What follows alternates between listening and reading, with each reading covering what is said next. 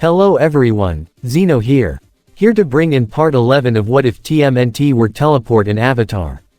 Link down description of the fanfiction of this What If. Listen here YouTube. I do not own anything and this is not a scam. Chapter 22, Nightmares and Daydreams. It was nighttime on an island that held no human civilization whatsoever on it. The only inhabitants seemed to be the many sleeping sheep on the grassy hills over the island. A large bush bustled, as Appa was the first to walk out, followed by Aang, Leo, Katara, Raph, Toph, Mikey, Sokka, and Don. Don and Sokka both looked at the map to see where they are. This is it, the official rendezvous point for the invasion force, Sokka said. How did you pick this place?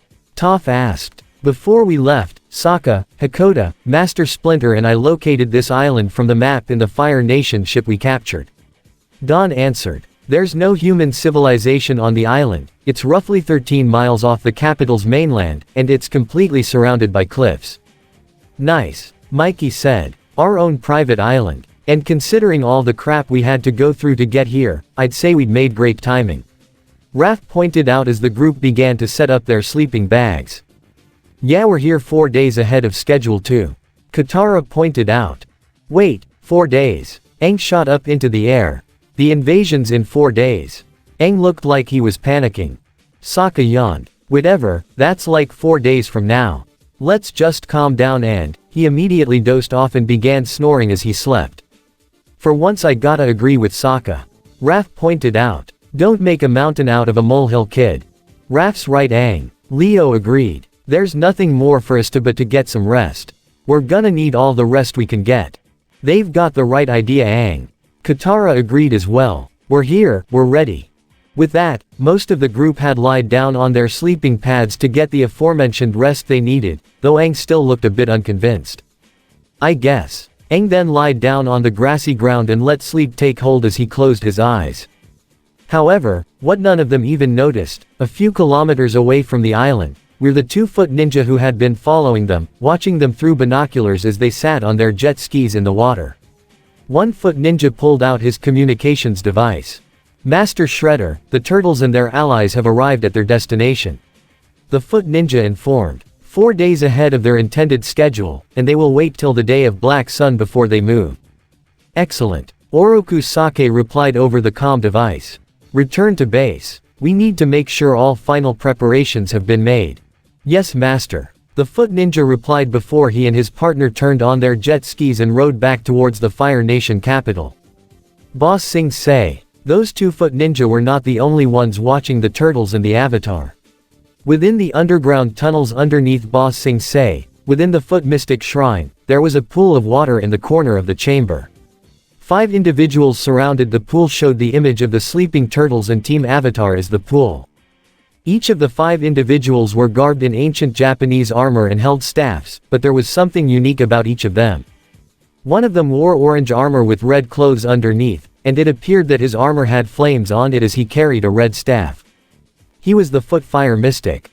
The second one's armor was aqua blue and it appeared his armor was completely wet as he had aqua green clothes underneath and held an aqua green staff. He was the Foot Water Mystic. The third had white armor and sky blue clothes underneath as he held a white staff. He was the Foot Wind Mystic.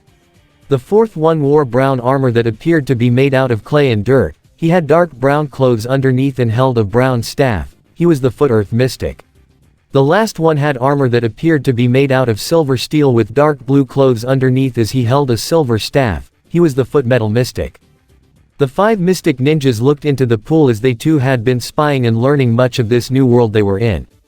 This world is very different from the one we are familiar with. The Water Mystic spoke. Indeed. The Wind Mystic agreed. Many individuals in this world can control the elements through their bending arts, similar to us. Though they are not nearly as powerful as we are. The Earth Mystic said. We hold power in our hands that none of these benders can hope to comprehend. Bending abilities or not, they are still human. The Metal Mystic pointed out. And these humans aren't any less inferior than the ones from our world. Agreed. The Fire Mystic agreed as well.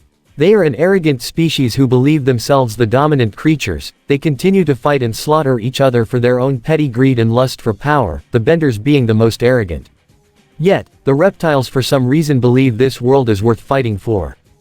While benders are foolish, there is something of this avatar that is more intriguing. The water mystic said as the pool's image showed the sleeping Aang. His power is far greater than the other benders on this planet. The earth mystic said. He not only controls all the elements, but there is a spiritual power that lies deep within. The wind mystic said as well. Indeed, there are more secrets within that boy than even he knows. Secrets that could potentially be of use to us. The fire mystic stated, let us see what makes the avatar so special. If he does possess a strong spiritual power, then I would advise against diving directly into his mind. The metal mystic advised, he could sense our presence, which could alert the turtles to the Shredder's intended plan. Then let us distract his mind. The fire mystic replied. Yes. The earth mystic agreed. The seed of fear has been planted in him. And fear is easy to manipulate. After all, every human has nightmares. The wind mystic seemed to agree as well. Then, let us begin. Let us learn more of this avatar. The water mystic said. With that, the 5 mystics surrounded the circular pool that showed the image of the sleeping Aang. They held their staffs over the pool as the ends of their staffs met in the center. The fire staff glowed red as the water staff glowed aqua green, the wind staff glowed white, the metal staff glowed blue, and the earth staff glowed orange as the colors met in the center into a white beam and shot into the pool of water. Aang's dream. Aang broke down a steel door bearing the Fire Nation insignia. The young avatar was dressed in a yellow and orange kung fu robe with a white headband showing his air nomad tattoo, and he had spiky black hair. He jumped into the cave that held floating pillars to face a large figure that had his back to the avatar.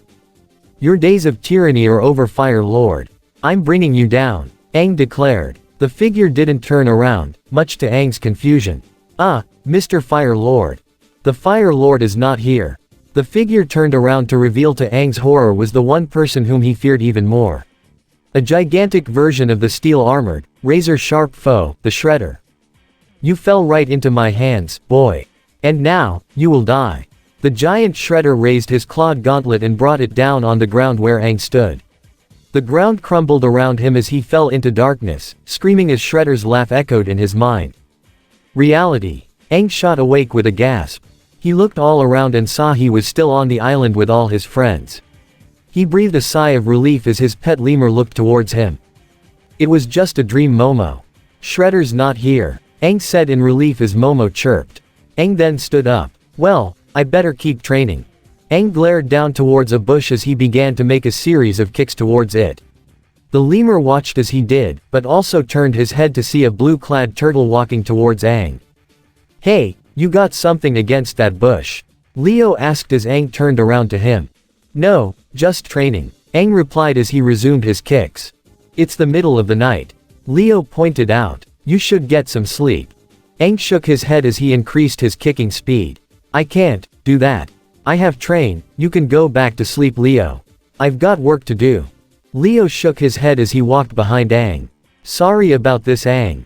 Huh. Aang then fell to the ground as Leo delivered a precise neck chop to knock him out. You need to get some sleep. Leo picked up the unconscious avatar and set him down on a sleeping bag before Leo went to bed himself. The next morning, Fire Nation capital. Zuko got up from his bed as a couple of his servants helped him out on his royal robe and straightened it up. One servant walked up to him with a bowl of fruit. Fresh fruit, Prince Zuko. Zuko shook his head as he raised his hand. Another servant approached him with a bowl of water. May I wash your feet, sir? The Fire Prince raised his other hand and shook his head once more as a third servant walked up towards him. Head massage. He shook his head yet again as a fourth servant came to him with a plate of steaming towels. Hot towel. Zuko looked at it for a minute before he shrugged. He took a towel and rubbed his face with it for a bit before walking out of his room. Prince Zuko walked out of the main gates of his family's palace and was greeted with many cheers from a multitude of people, mostly girls, who seemed to praise him as a hero. The cheering crowd was prevented from getting any closer by a series of guards. Zuko waved his hand towards the crowd as one large girl tried to get towards him, but the guards stopped her and carried her off. A series of servants caught up with Zuko carrying a royal palanquin. Prince Zuko, is something wrong? You didn't take the palanquin. I'm just going over to Mai's house. It's not far. Zuko replied. It's not a prince's place to walk anywhere, sir. Zuko stood for a minute before giving a humorous smile as he got onto the palanquin. The servants picked it up and carried it past the crows. Not even a full minute later they came to the house. Zuko opened the drapes and saw Mai waiting for him inside. Elsewhere, Karai was training against a dummy that hung in the middle of her own personal quarters. At the moment, Karai was wearing a red sleeveless shirt and blue sweatpants as she laid a series of kicks and chops to the stuffed dummy. But she noticed that a lot of her attacks were lacking in power. Her mind was unfocused. Ever since learning of the Fire Nation's history for the past century, she had a lot on her mind, and many of these thoughts were conflicting with what she knew, or rather what she thought she knew. She heard a knock on her door and ceased her training as she opened it and was surprised by who was there. Hey Karai, Ty Lee greeted with a smile. Ty Lee, what are you doing here? I wanted to ask if you wanted to hang out. Ty Lee answered. Karai was a bit confused. Hang out? What do you mean by that? You know, get something to eat, talk, relax, that kind of stuff. Ty Lee explained. So, you wanna hang out? Karai thought for a moment. She really didn't have anything at all to do today, and her training wasn't the best right now. Perhaps this could help ease her mind. Sure, Karai replied. Just let me get changed first. The island. It was pretty early as Leo was woken up by the sounds of hard punching. He didn't even have to open his eyes to know who it was. Oh, don't tell me. Leo grunted as he sat up. It was Aang. He had his shirt off, revealing the scar of where Shredder stabbed him. He was repeatedly punching a tree with a fierce look on his face. The remaining turtles, Sokka, Toph and Katara woke up to see what Aang was doing and just looked confused. What's up with that? Mikey questioned. Katara was the first to stand up as she walked towards Aang, still in his intense workout. Hey, how long have you been up? A couple hours, Aang answered. Probably would have been more. Leo said. I caught him training late last night. Seriously? Raph questioned. Yeah, seriously. Aang exclaimed as he circled the tree with several punches, kicks, and chops. I've got a lot more skills to refine if I'm going to fight Ozai and Shredder.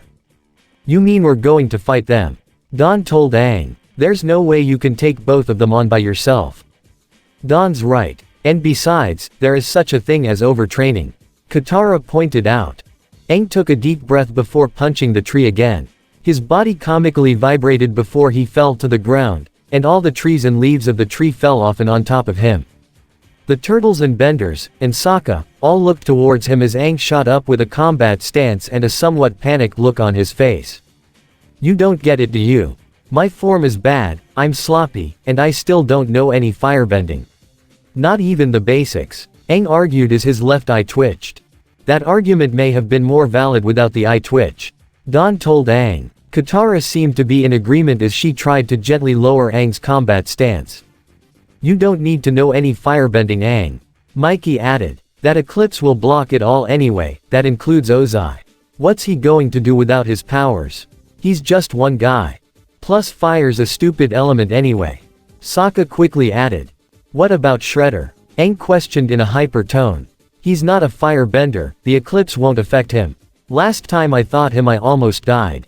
Literally. We told you, we would handle Shredder. Leo told Aang. You stay focused on Ozai.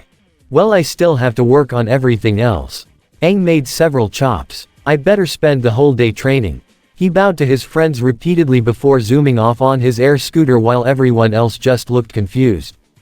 Is it just me, or is that kid acting more crazy than usual? Raph questioned. It's not just you. Toph said. Twinkle Toes is on the edge. His heart rate's beating super fast. My guess is that all the stress is getting to him. Don guessed. So what do we do then? Katara asked. Let him train. Leo answered. If thinks he needs to refine his skills, then he should. He'll wear himself out and he'll get some sleep right after. We'll make sure he spends the rest of the days resting. Yeah, we don't need him worn out before the invasion. Mikey agreed. Later that night, Aang walked back to the campsite where all the others were lying down, practically asleep already. Aang did indeed spend the whole day training, and he was worn out. He yawned as he fell back on the ground. Good night Katara. Good night Leo. Good night Sokka. Good night Raph. Good night Toph. Good night Don. Good night Mikey. Good night Appa. Good night Momo. Good night Appa and Mo. Go to sleep already. Toph and Raph both yelled at the same time. There are only 10 of us.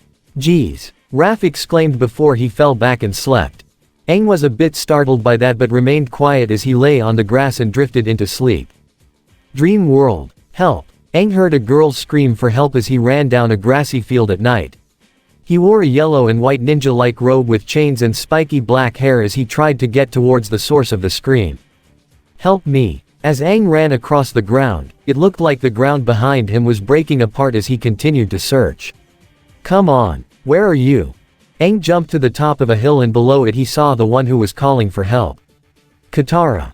Aang, help me. Katara screamed out to him. She was dressed in her Blue Water Tribe outfit as she called out to him. Aang wasted no time running down towards her. She reached out her hand as he did the same. Just as they were about to reach each other however, a fissure in the ground opened between them as blood-red flames erupted out, forcing them to separate as the red fire continued to spread. Out of the fire, rose the massive frame of the armored shredder he was the size of a mountain.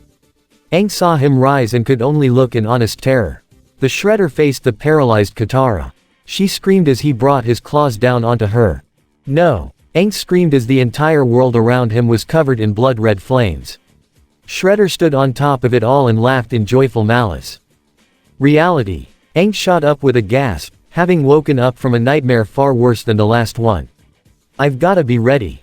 The only one who seemed to notice him getting up was Leo, as he was a light sleeper. Leo nudged Katara to wake up slightly. He's at it again. The young avatar walked around a group of sleeping sheep as he alternated his bending stances in various forms. Katara walked up towards him. Aang, it's the middle of the night. You need to go back to sleep. But the world's going to be engulfed in blood fire. Aang ranted as he continued to circle the sheep. Katara just looked confused. She sighed as she walked up towards him and grabbed him by the shoulder. Aang, sleep. She insisted with gentle sternness. Please, for me. Aang let it sink in for a minute before relenting.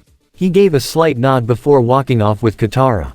Boss Sing say. By this point, the burnt remains of the Earth King's palace have been completely replaced with a metal fortress that bore the foot symbol on it. It was now a massive construction laboratory, both on the surface and below it. Within one lab, worked Baxter Stockman. This was a genetics lab as Stockman placed a small container of the DNA sample acquired from the bloodbender Hama into a console attached to a genetic tank, similar to one that the Dark Turtles were created in. The computer analyzed the sample before it entered the tank, where the green liquid began to work, as it seemed the liquid DNA sample almost solidified. DNA sample analyzed. Commencing replication process. A computer voice spoke. Well, that's all set. Benders are really an interesting species. Stockman mused before the door to his lab opened up and his fanboy ran in. Drive Stockman, sir. Dr. Chaplin said as he came in. Great news, we just finished. Wait, sir, what are you working on? Stockman rolled his holographic eyes. Chaplin may have annoyed him, but he was impressed with his eagerness to learn, and had a slight smile as he intended to blow him away. I'm glad you asked, Dr. Chaplin. Stockman began. Let me show you. Stockman got to a computer console and typed in a few commands before the computer screen opened to reveal a single strand of DNA. The strand itself was white, while the 4 bases were colored red, blue, yellow, and green. This right here is DNA from a completely random human. As you can see, there isn't anything special about it. Stockman explained as he typed in a few more commands as the screen showed 3 more strands of DNA. While these are DNA samples from benders, firebending, waterbending, and earthbending, what do you notice about them? Chaplin looked to the screen to see the 3 samples of DNA. They otherwise looked normal, save for some form of energy aura around each of them. A red aura around one, a blue aura around the other, and a green aura around the third. It looks like some kind of energy that surrounds them. Dr. Chaplin guessed. Yes, that is the best explanation I came up with as well. Dr. Stockman began to explain. At first I believed that benders had an additional 5th base to them, as though bending were some form of genetic mutation or disease of some sort. But, it's something else. Something that I have never seen before, and it makes me excited. Dr. Chaplin had an amazed smile on his face. Man, that is so cool. Yes. Dr. Stockman agreed. Of course, I wish I could also access some airbending DNA, but we both know that's not an option.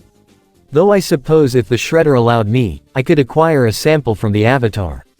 With further research we may find a way to create some form of artificial benders, or even enhance it. The possibilities are endless. Chaplin was completely speechless. Oh man, this could be revolutionary. A whole new field of science. I don't know what to say. Well, maybe you could explain to me what it is you originally wanted to tell me when you came in here. Stockman suggested. Oh right. Dr. Chaplin regained his composure. And believe me Dr. Stockman sir, you're going to dig it big time. He motioned towards the door with an enthusiastic smile, eager to show his mentor what he was working on. Dr. Chaplin led Dr. Stockman out of the genetics lab and down a short hallway. They reached a metal door that opened to reveal some form of command center with several foot technicians working on the consoles. The command center was that of a balcony with windowed walls. Both Chaplin and Stockman looked out the window to see what was shown as lights in the massive chamber shined to reveal it. It had the appearance of a Navy aircraft carrier, though on the corner areas there appeared to be some form of engines mixed with rockets. Along its sides were a large assortment of guns, cannons, and turrets. Stockman's holographic eyes widened as he saw this. For the first time ever, Chaplin had impressed him. Well, what do you think, sir? Chaplin asked. How did you manage to build this? Stockman questioned. Well, all the frame and metalwork came from that massive drill that broke down outside the walls of the city. Chaplin explained. The tech division also brought over all the alien technology we've salvaged from New York as well, Federation, Triceraton, and Utrom technology. This baby is a flying fortress. And we're set to launch too. Stockman couldn't help but smile. I am impressed, he said as he crossed his metal arms. A foot technician walked up to the duo. Drive Stockman sir. The satellite network has located the comet and we have all the data on it. The comet's mass, its velocity, its weight, volume, size, all of it. He handed Dr. Stockman a small tablet. The robotics scientist looked to the data and all the numbers. His smile grew. The shredder is going to love this. Send all the data to him immediately, and launch the vessel. We're about to make history. Fire Nation capital, Mai's house. The Fire Nation prince and his girlfriend both snuggled together on the coach. Tell me, if you can anything you wanted right now, what would it be? Zuko asked. Mai smiled. A big fancy fruit tart. With rose petals on top. Zuko smiled back. You know, being a prince and all, I just might be able to make that happen. Mai couldn't help but chuckle. That would be impressive.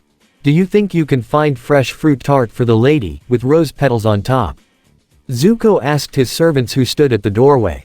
Both the servants bowed. Excellent choice sir. They both walked out to leave the young couple. I guess there are some nice perks that come with being royalty. Mai said as they resumed their cuddling. Though there's some boring stuff too, like that all-day war meeting coming up. War meeting? Zuko questioned as he sat up. What are you talking about? Azula mentioned something, I assumed you were going to. Mai explained. I guess I wasn't invited. Zuko assumed. Karai and Ty Lee both sat at a table in Karai's quarters, having just returned from a day of hanging out. This was a fun day, wasn't it? Ty Lee asked. I would assume so. I've never done anything like this before. Karai replied. Ty Lee looked comically surprised.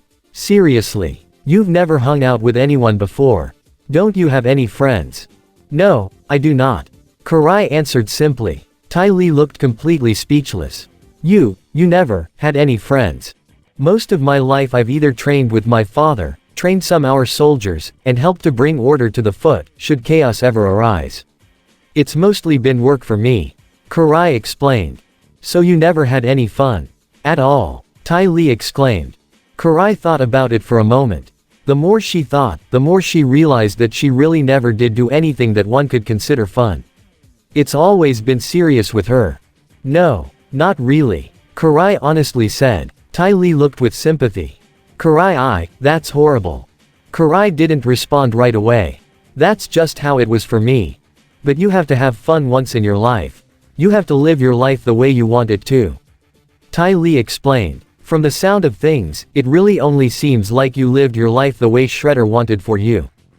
He's my father. A very scary father. Ty Lee replied. But, you should do what you want, not what he wants. You're a good person, and if you want, I could be your friend. Karai looked surprised to say the least. Really? Ty Lee smiled. Absolutely. You can never have too many friends. Ty Lee acrobatically jumped off her chair and engulfed the surprised Karai in a hug as she let the words sink into her mind.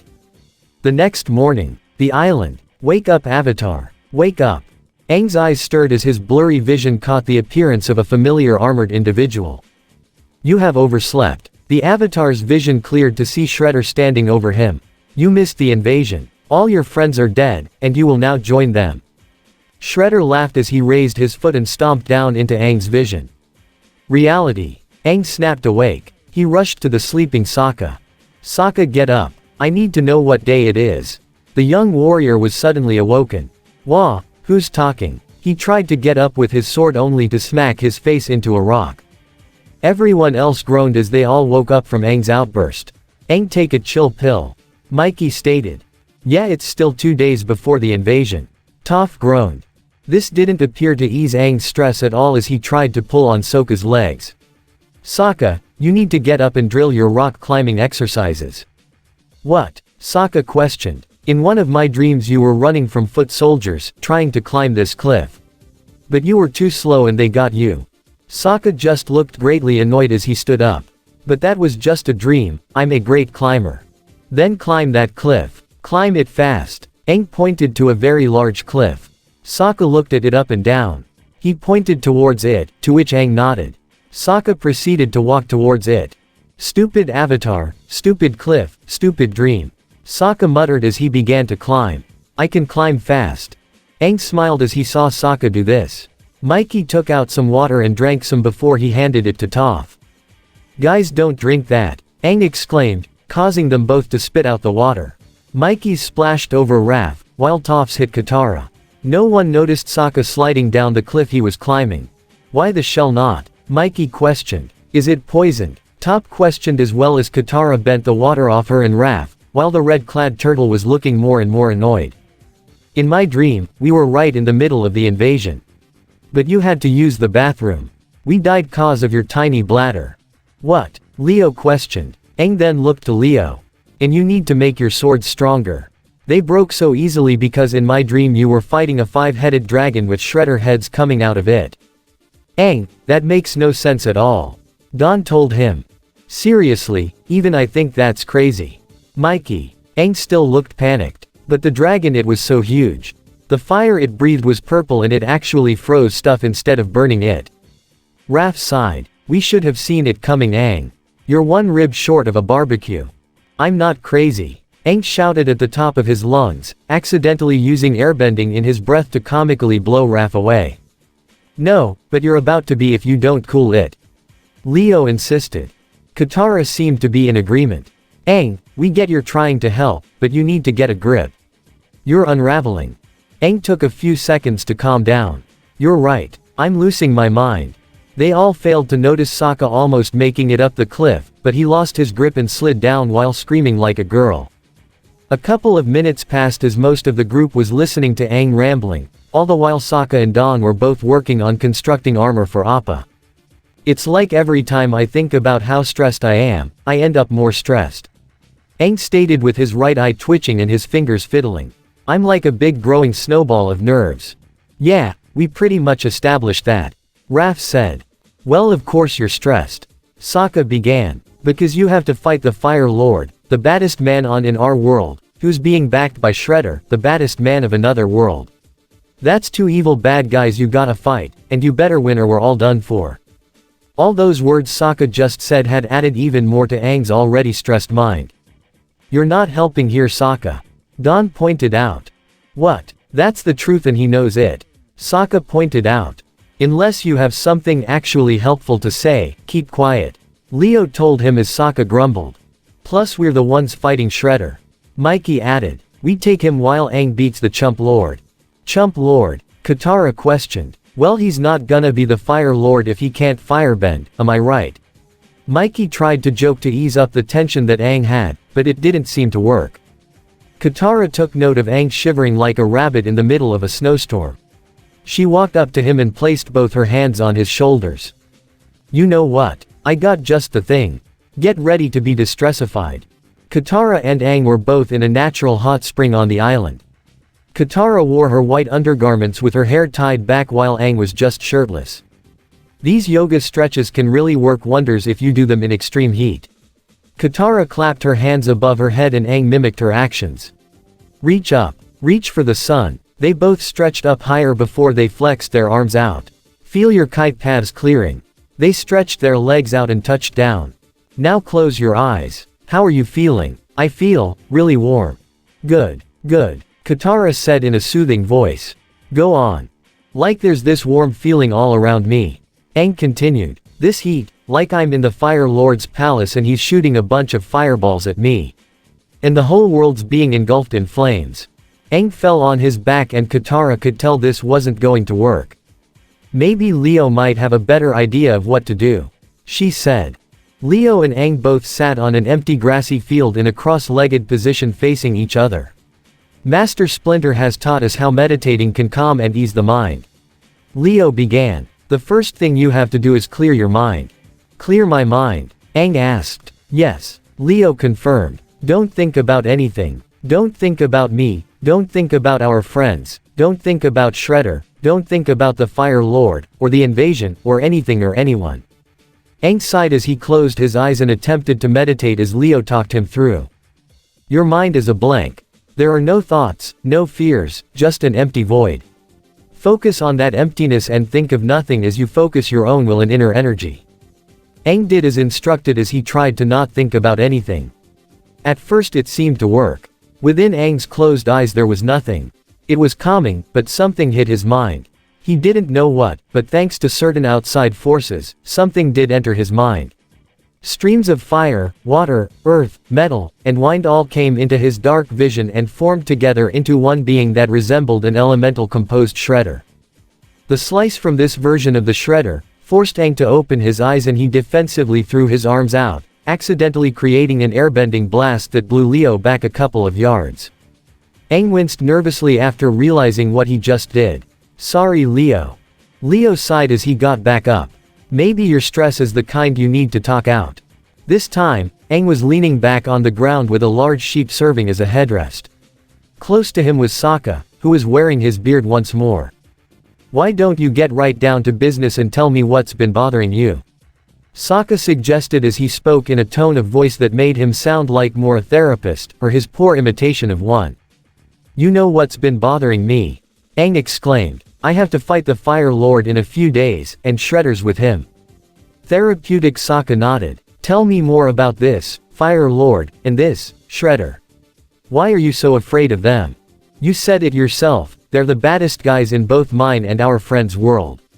Aang replied. "Plus I tried to fight Shredder before and almost died. I have to beat at least the Fire Lord and save the world, and that's assuming the turtles can actually beat Shredder so I won't have to." Therapeutic Sokka nodded again. "Life does feel that way sometimes, doesn't it? Like we're all trying to save the world from evil." "Okay, but what can I do to feel better?" Aang questioned.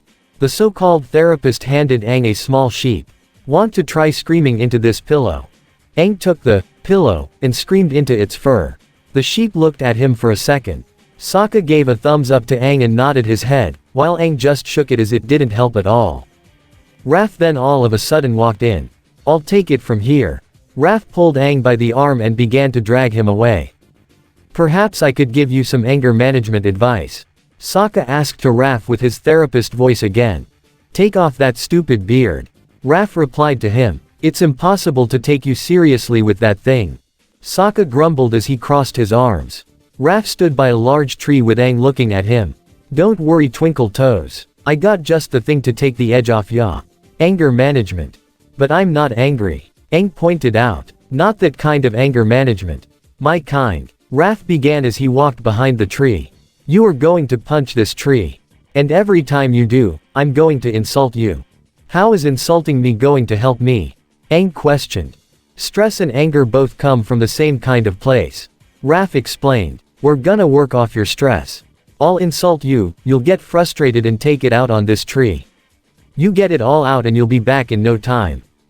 Okay, I guess that makes sense.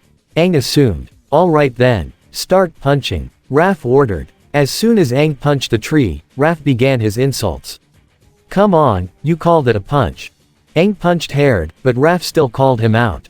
My grandma can punch harder than that. This seemed to get Aang more frustrated as Raph kept going. Sokka can punch harder than that. Raph's insults seemed to get to Aang, which caused Aang to get angry and punch the tree harder. Raph still continued. You're weak. You got nothing. I wanna see some hurting. Aang's anger seemed to increase even more as he punched the tree relentlessly. Did I mention I kissed Katara? That struck a nerve. Aang was silent for half a second before he growled and literally punched right through the tree. When Aang's hand emerged on the other side, he grabbed Raph by the throat and began to squeeze. Okay. Raph winced as Aang actually had a good grip. Fire Nation capital. Azula was in a chamber getting her hair washed and combed by some female servants in some sort of fancy fountain. She noticed her brother walking in. Hello Zuzu. If you've come for a royal hair combing, I'm afraid you'll have to wait. So I guess there's a big war meeting coming up, huh? And apparently I'm not welcome there. Zuko stated. Azula scoffed with a smirk. What do you mean? Of course you're welcome there. Everyone's going, even Shredder and his officials. Well, I guess that's why no one bothered to tell me about it, or that Shredder and all his pals were gonna be there too. Zuko said harshly. Why is the Foot attending anyway? We are still in an alliance with them. Azula replied. They're just as welcome as we are. Now as for you, I'm certain Dad wants you there too. You probably weren't invited because it's so obvious that you're supposed to be there. Well, were you invited? Zuko asked. Of course, I'm the princess. And I'm the prince. Exactly. So stop acting like a paranoid child. Azula told him. Just go to the meeting. Zuko scowled. Forget it. I'm not going. The scared prince walked out of the room and accidentally bumped into someone. Watch where you're, Karai. The Kunoichi looked a bit surprised at him. Zuko. I did not mean to startle you. Zuko sighed. No. I'm sorry, I'm just in a bad mood today. Apparently there's this war meeting no one told me about. War meeting? Karai questioned. What war meeting?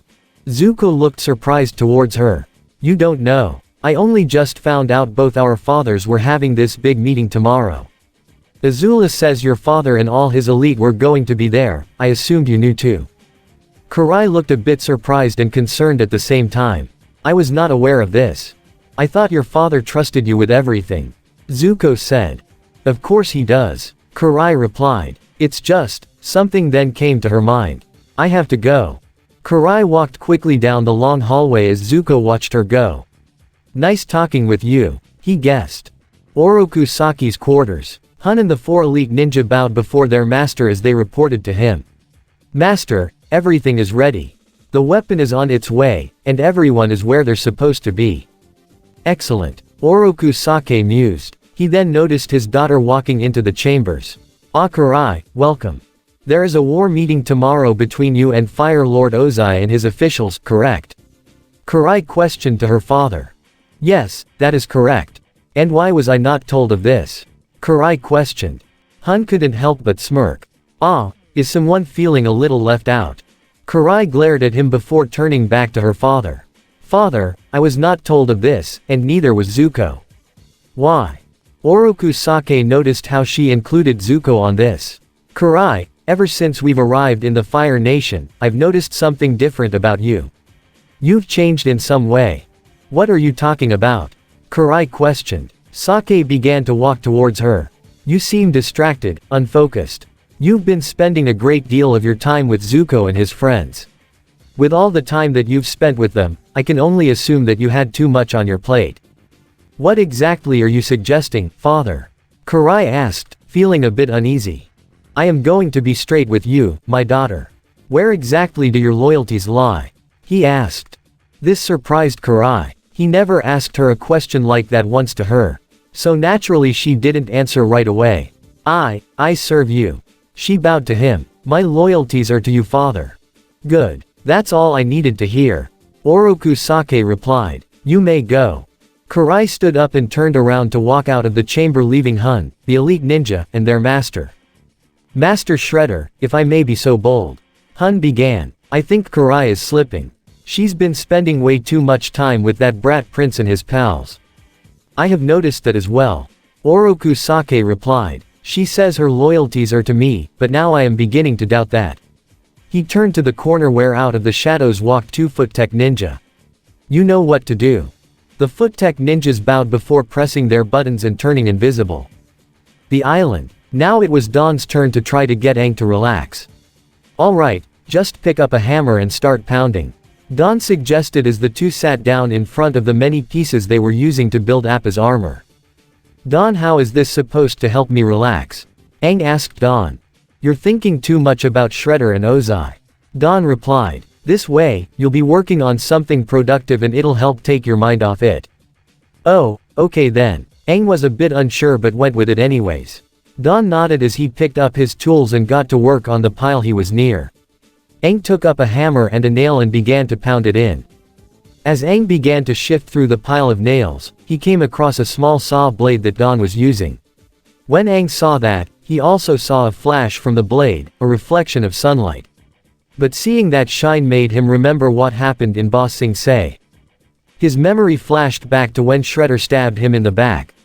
He could still hear his laugh. That laugh made Aang drop all he was holding, startling Dawn. No, I can't, Aang exclaimed. I can't be around sharp objects right now. Every time I see something sharp I can't help but think about Shredder. Dawn sighed. Yeah, you got a point there. A few moments later, Aang was lying flat on a large set of round rock cylinders brought up by Toph. Alright, what you need is a good old-fashioned back pounding to relieve your stress. Toph said. Pound away. She got to work as she kicked the ground repeatedly. This caused all the rock cylinders to pound his back relentlessly. Aang did not like it one bit.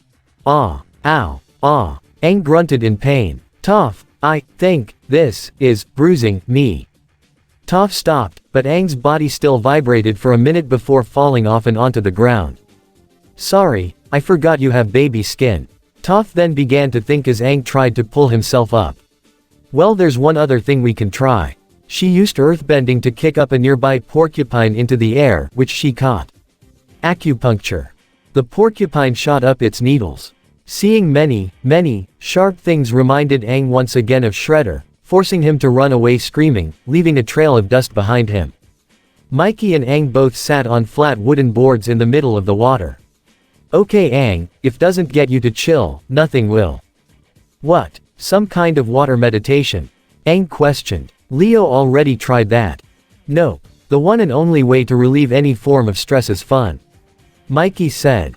Fun. Yep. Mikey said. No work, no meditation, no needles, just good old-fashioned fun.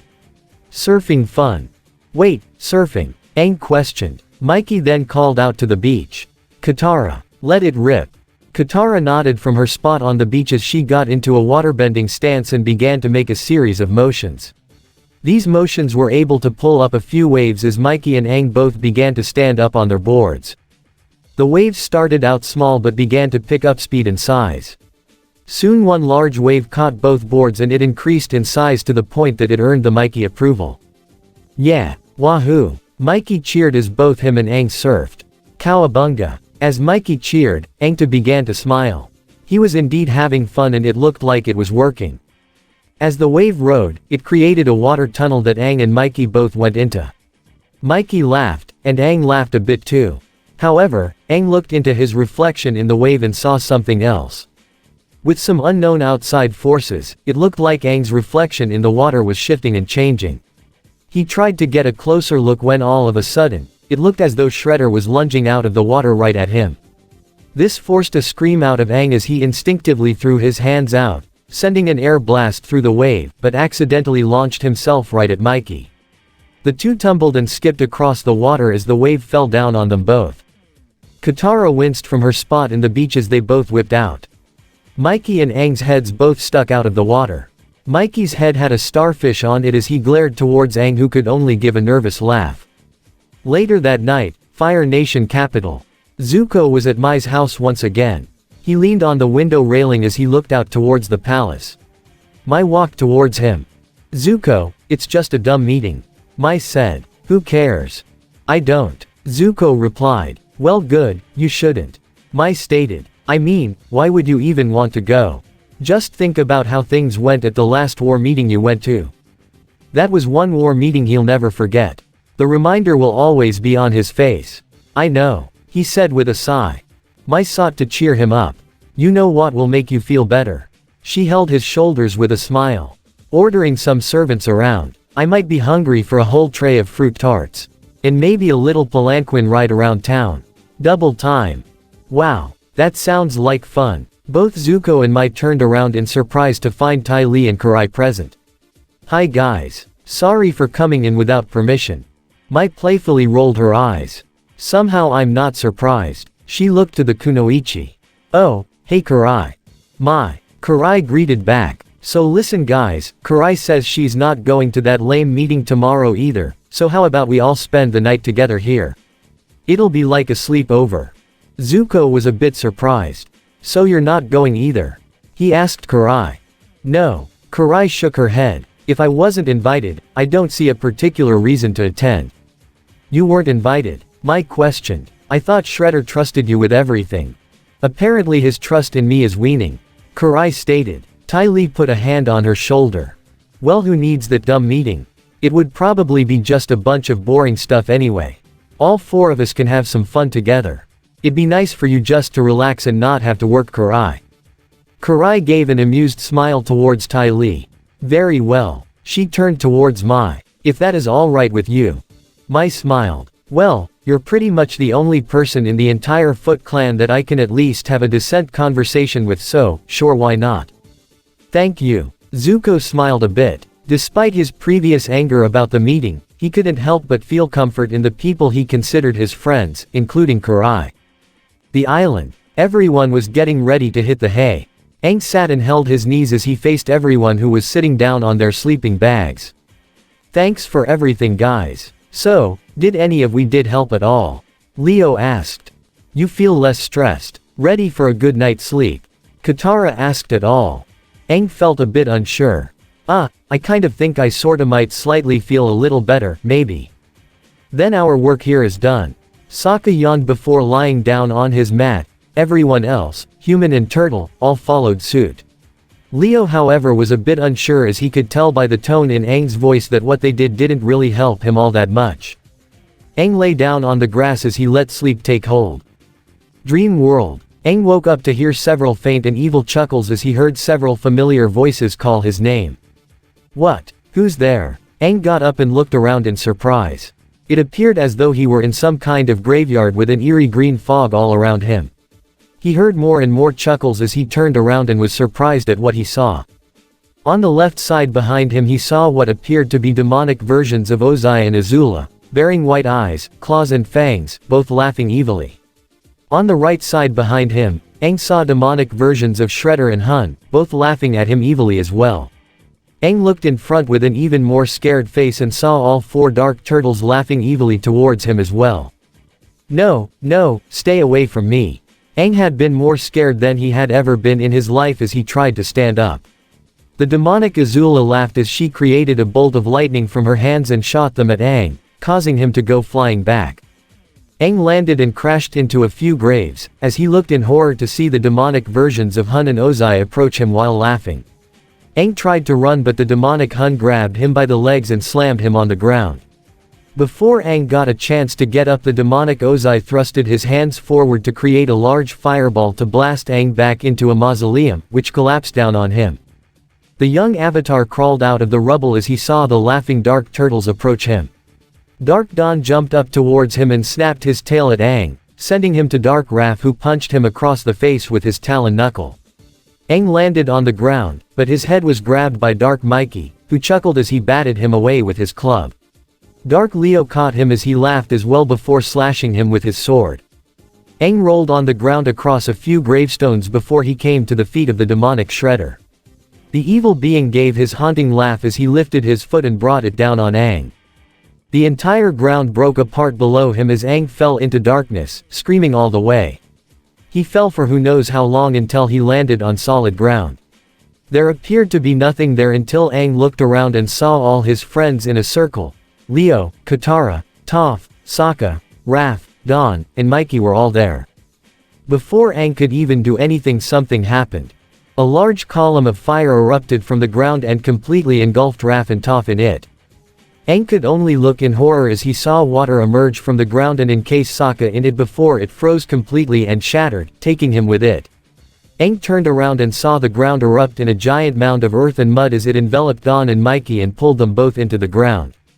Aang then turned to Leo as he saw a stream of liquid metal come down from the air and sharp blades came out that completely diced and sliced Leo, as he vanished into dust.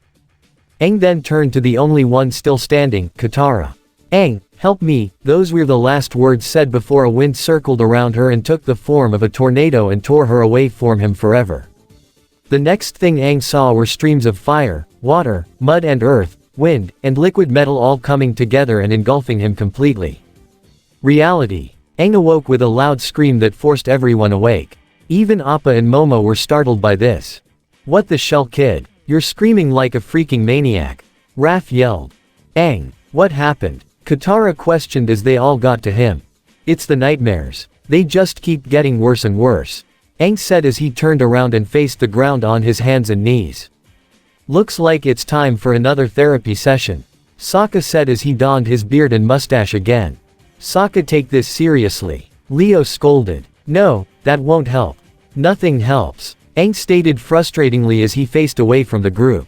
"There's only one thing to do. I'm going to stay awake straight through to the invasion." Sokka, Mikey, Dawn, and even Toph's mouths hung open. Leo and Katara both looked to Aang with concern, while Raph just face-palmed. The next morning, Katara was doing some morning stretches when she noticed Aang walking by as he stayed up all night long. And he wasn't looking good at all. "Invasion. All aboard for the invasion. You don't look so good. You sure you can't just lie down for a little nap?" Katara asked with concern. "I told you, I can't go back to sleep," Aang insisted. "Aang, staying up all night can't be good for you," Katara told him. "Actually, staying up all night has given me time to think, and I've realized some big things, Katara," Aang said as he faced the rising sun on the horizon. "What big things? I see everything so clearly now," Aang began. "What really matters? Why I'm really doing this?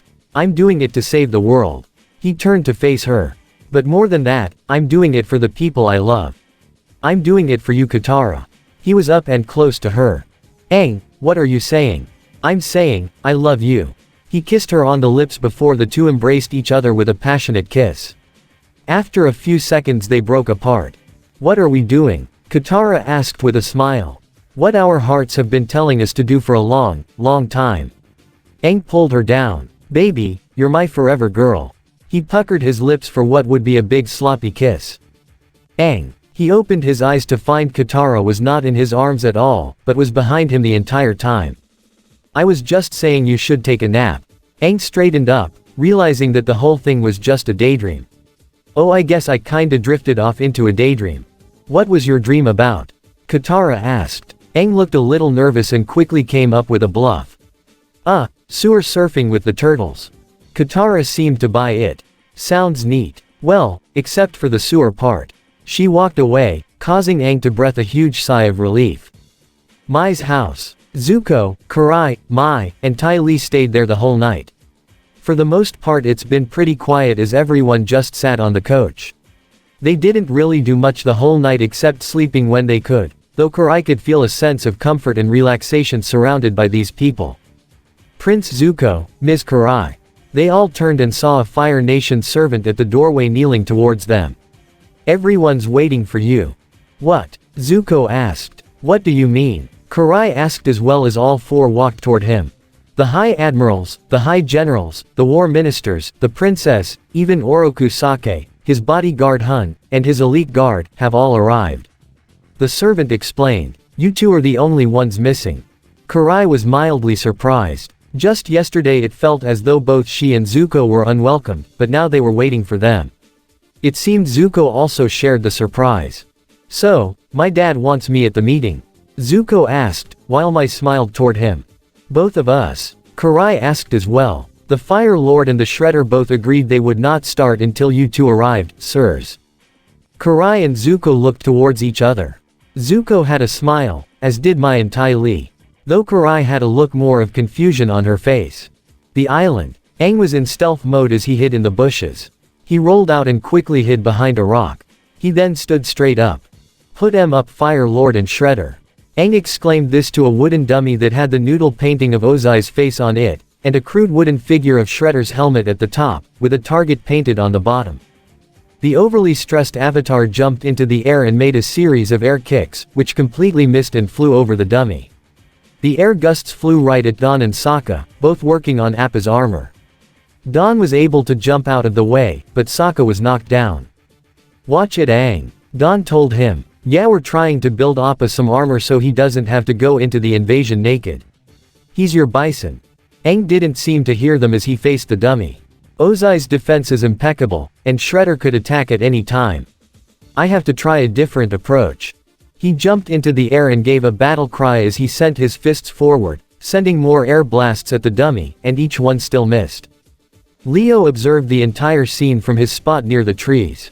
He could tell that Aang was falling apart at the seams. He has never gotten a good night's sleep these last 3 days and it's taking both a physical and a mental toll on him. At this rate, he wouldn't last 10 seconds in the invasion. You two think you're both untouchable. Don't you? Aang exclaimed to the dummy. Boy, you are really starting to lose it, kid. A new voice spoke up. Aang turned around to see his pet lemur on the rock close to him. Momo, did you hear something? Aang turned around to the dummy. No, but I said something. Aang turned around with a flastergated look on his face, as his lemur seemed to actually speak English. Raph was right, you are one rib short of a barbecue. Momo told him. Aang's jaw dropped. He backed away, shook his head, and covered his eyes. When he opened them he could see his beloved lemur giving chirps and not speaking actual words. The boy breathed a sigh of relief. That's more like it. He patted Momo's head. I'm so tired that for a minute there I actually imagined that you were taking to me. Momo gave some chirps in response. Oh Momo, let me explain. Aang then began to give his own chirps to Momo. It looked as though they were having some kind of odd conversation. The turtles and the rest of Team Avatar only looked confused. Oh boy, he's cracked. He's gone nuts, Mikey said, watching Aang lose it. Yep, it finally happened, Aang's lost his mind. Raph agreed with Mikey. He's not crazy. Katara tried. Katara, he's talking to a lemur. Don pointed out. All the stress and the sleepless hours are really getting to him. On top of that, the invasion's tomorrow. Toph added. Why don't we just knock him out? It always works with Mikey. Raph suggested.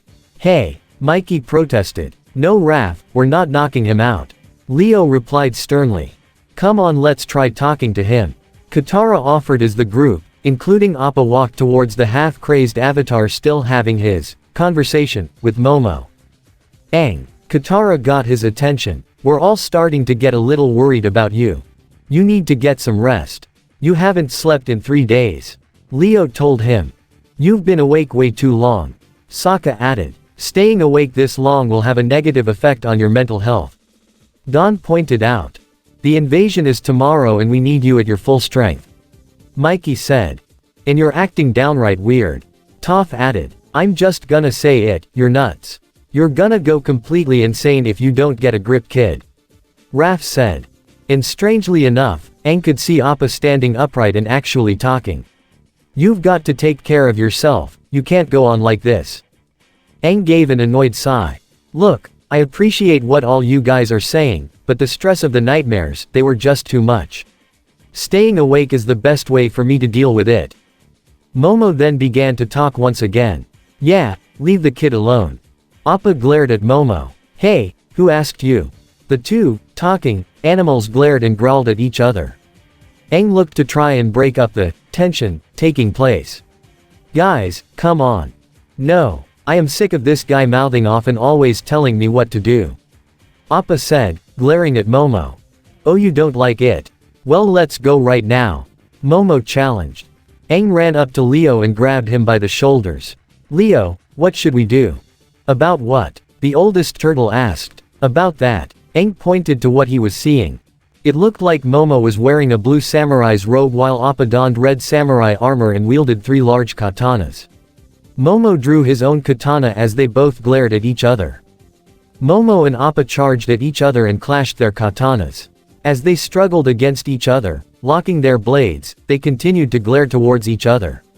On top of that, it appeared as though the sheep had become sentient as well. Many cheered for Appa, the others cheered for Momo. Appa, Appa, Appa, Momo, Momo, Momo. Appa took out 4 katanas total, 1 in each paw, and spun on his tail like a tornado of blades. Momo was able to block all the blades as he struggled. Aang could see all of this and didn't like it. Come on guys, we're all on the same side. All of a sudden, he saw Guru Patak with 6 arms floating on a cloud. 2 of his arms held the banana onion juice cups, and he played a banjo with 2 of his other hands. Chakras. Chakras. Everybody loves chakras. Chakras. Chakras taste good. Yum. Appa and Momo continued to clash swords, with the sheep still cheering them on. Aang could also see lines of stone moving on their own like caterpillars, and even the dummy he'd been sparring on dancing. I need to jump into a cold waterfall. Aang screamed. I need. Smack. Asterisk. Aang fell on the ground, revealing Raph holding a broken tree branch, which he used as a club to knock out Aang. Raph turned and saw Mikey, Dawn, and Sokka with white eyes while Leo and Katara both glared with crossed arms. Toph just looked unfazed. What? Someone had to do it. Later that night, Fire Nation Royal Palace. The meeting had now just ended. The generals, admirals, war ministers, and even Azula discussed some closing remarks with Hun and the Foot Elite. Karai and Zuko had both walked out into the hall where Mai and Ty Lee waiting for them. Hey guys. Ty Lee greeted with a smile. So how'd the meeting go? Mai asked. Zuko walked down the hall with Mai for a bit. When I got to the meeting, everyone welcomed me, even members of the Foot. My father had saved me a seat, he wanted me next to him, I was literally at his right hand. Mai smiled as she grabbed his shoulders. Zuko, that's wonderful. You must be happy. They both stopped at the royal portrait of Fire Lord Ozai. During the meeting, I was the perfect prince. The son my father wanted. He looked down in shame. But I wasn't me. At the same time, Karai placed a hand on a wall as she let the details of what transpired at the meeting sink into her mind. Ty Lee noticed this. Karai, what's wrong? Your aura is all twisted up, like all these mixed emotions going on inside you. Karai's pupils shook for a minute before she finally spoke. Ty Lee, I need you to be completely honest with me. Am I a good person? To say Ty Lee was surprised would be an understatement. What? Why would? Please, just answer it. Ty Lee grabbed Karai by the shoulder and looked at her in the eyes with an uncharacteristically serious expression. Karai, you are one of the most good people I have ever met. I've seen your aura, you're kind, you're noble, you're compassionate, and you're strong. Karai's eyes shook. Then how is it I feel this way? Ty Lee answered. Maybe because you've always been doing what your father tells you, and not what your heart tells you. Karai, I'm going to give you the best advice I can ever give, follow your heart. She smiled. And hey, no matter what happens, we're still friends. Don't ever forget that. The acrobat hugged Karai one more time before walking away. Karai took the moment to think. Ty Lee was right, everything Karai has done her whole life has all been in service to her father. That's all she's been, just a blade for him to use. She knew many of the things he did were wrong before, but this, what went on in that meeting, she couldn't believe that he actually went along with it. Her expression became serious as she clenched her fists. She decided to take Ty Lee's advice. It was time to stop following her father, and time to start following her heart. And she knew the perfect person to help her with that. The island. Aang had recovered from getting knocked out by Raph. Though he did feel the bump on his head. He trudged through a small fog cloud and came to a rock that appeared to have white fluff all over it. The extremely tired Avatar looked surprised as he walked over to it. Aang felt along with his hands as he climbed onto it and inspected it. Oh look, another hallucination. An imaginary bed made out of clouds. Hey, it's real. Toph exclaimed as she, Leo, Raph, Katara, Dawn, Sokka, and Mikey all stood together. Yeah, we spent the hours you were knocked out working on it. Mikey added. Just ask the sheep. He pointed with his thumb over to the naked sheep that huddled together to stay warm. "We made it for you. A good night's sleep should help take the crazy away, we hope," Sokka added. Aang looked even more irritated. "Look, you guys keep telling me I need to sleep.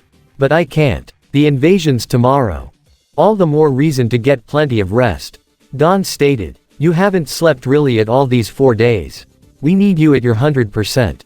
The only way I can get at 100% is if I train," Aang insisted.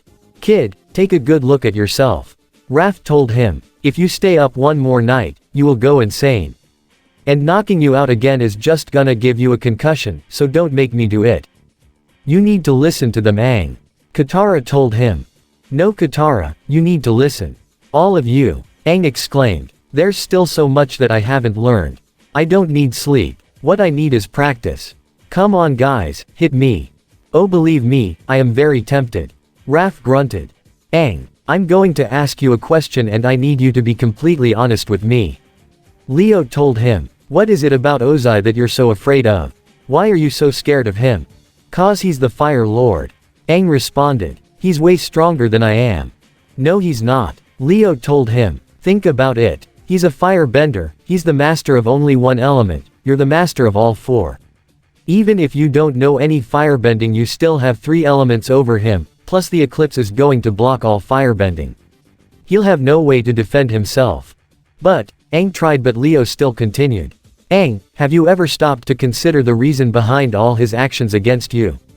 He sends entire armies, armadas, and bounty hunters, even his own children to fight you. But he's never gone and fight you himself. If he were so strong, don't you think he would have come to face you himself by now? But he hasn't. Not once." Quote. Aang listened more to what Leo said. "Ozai has never come to fight you himself, because he knows he can't beat you. He knows that you have the power to put him in his place. You have the power to defeat him, the power to end his reign permanently, and he knows this. That's why he's sent entire armies after you. Ozai is afraid of you." Aang was completely caught off guard by that. "He's afraid of me. Yeah, and he should be." Raph added on. "Kid, you've literally got the world in your hands, you can do almost anything. Ozai is scared to death of you. You're his worst nightmare come true. And we're gonna see the terrified look on his smug face when you whop his ass tomorrow." Raph finished with a smirk. "They're right Aang," Katara said as she lightly embraced his shoulder. "We've all seen your progress. You're smart, brave, and strong enough." Aang took all these words to heart. "You guys really think so?" "We all do," Sokka responded with a smile. "You can do this, you're ready. You're the Avatar, Aang," Don said with his own smile. "You're the guardian of this planet, the one destined to end this war. You're the man." Twinkle toes. Toph gave thumbs up. "You're a full-blown superhero Aang," Mikey stated enthusiastically. "And superheroes always win." "But, what about Shredder?" Aang asked. "Aang, you leave Shredder to me and my brothers," Leo told him. "We've beaten him before, we can do it again. You just focus on Ozai. You can and will beat him." Aang took all their words to heart. "Thanks guys." He yawned as Katara led him to the soft makeshift bed and he lay down. "You know what? I think I am ready." The young Avatar drifted off into sleep. Dream world. Aang walked down a dark hallway, garbed in his traditional air nomad clothing. He opened a doorway as he came to a demonic throne room where the Shredder sat on a throne of skulls. "Greetings Avatar. Are you ready to meet your end?" Aang shook his head. "No. Are you?" Shredder laughed. "I do not believe you appreciate the forces I have united against you." As soon as Shredder said that, a large army of Fire Nation soldiers and foot ninja all walked out of the shadows and quickly surrounded Aang. This didn't faze the Avatar in the least as he looked up towards Shredder. "I'm not afraid of you." The Shredder stood up from his throne and walked towards the Avatar. "You speak as a fool, boy. I'm not the fool, because this is all just a dream. You are not the Shredder, just a figment of my imagination. I will defeat the Fire Lord and the turtles will defeat you." Dream Shredder raised his claws. "I will never give up," Aang declared as Dream Shredder tried to slash at him, but when he made contact his entire body faded into mist. The entire throne room, and all its occupants faded into mist as well. The dream shifted into a more pleasant environment. Aang now stood on an empty open platform of his old home, the southern air temple as it laid on a sunny day. That's more like it. However, Aang soon noticed something odd. A stream of fire appeared in front of him, on his right appeared a gust of wind, on his left was a rising puddle of liquid metal, behind him on his right was a rising puddle of water, and behind him on his left was a rising mound of clay and dirt. These figures then took the shape of the foot mystics that quickly surrounded Aang. This one is more powerful than we imagined. The water mystic observed as all five began to hover in the air. Aang made a combat stance, ready to fight. No matter. He is but one to our five. The metal mystic stated as they began to attack. Each of the mystics thrusted their staffs downward towards him and each shot a stream of their respective element, a stream of fire, a twister of wind, a stream of clay and earth, a stream of water, and a stream of liquid metal. Aang waited for the right moment when he jumped to avoid all the attacks that exploded on the surface. He was able to land on the ground close to the edge where he shot straight up and flew past the mystics and landed at the very top of the mountain. Man, I must have been really stressed to dream something this crazy. Aang said to himself, convinced that this was all part of a dream. He was not aware though that this wasn't just a dream, but the foot mystics trying to attack his mind. The five mystics reappeared again and once more surrounded him. Ignorant child, you cannot comprehend the forces you are dealing with. The fire mystic declared as he and the other mystics raised their staffs high and they each became a living stream of their respective element. They all circled Aang in a gigantic mystic elemental sphere of fire, water, metal, earth, and wind. I could say the same to you. Aang stated as he sat down and meditated. As the sphere began to condense around him, Aang's tattoos began to glow. His eyes shot open to reveal them glowing white as he outstretched his hands. A large white light exploded around him, blasting away the sphere and the mystic ninjas with it. No! All five shouted as they were expelled from the dream world. Reality. Aang slept peacefully on his bed with a smile on his face. Ba Sing Se, Mystic Shrine. All 5-foot mystics fell to their knees in exhaustion as their spell had been broken.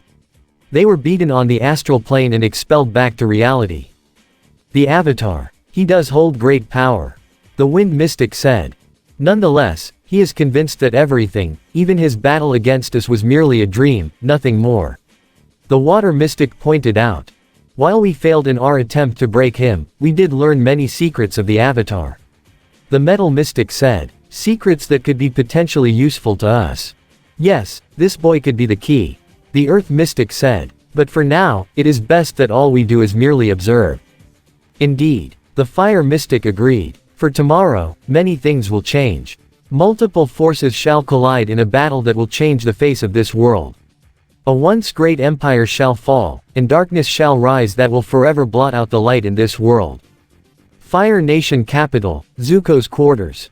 Zuko sat on his bed. He couldn't sleep as he was thinking. The only reason he was even here in the first place, here in the Fire Nation at his father's right hand, was Shredder's threat to kill everyone he knew if he didn't help in the fall of Ba Sing Se. Zuko had been blind for a long while, but it was only after coming home that he was able to finally see clearly. Ironic. He had come to a decision. He knew what he wanted to do next. Before he could think of anything else, he heard a knock on the door. Come in. The door opened to reveal Karai, who carried a long object across her back covered in cloth. You're awake. So are you, Zuko observed. Karai closed the door behind her. Zuko, I need to speak to you. I need to say something to you too. Zuko responded. I've decided to leave, they both said at the same time. What? They questioned each other simultaneously.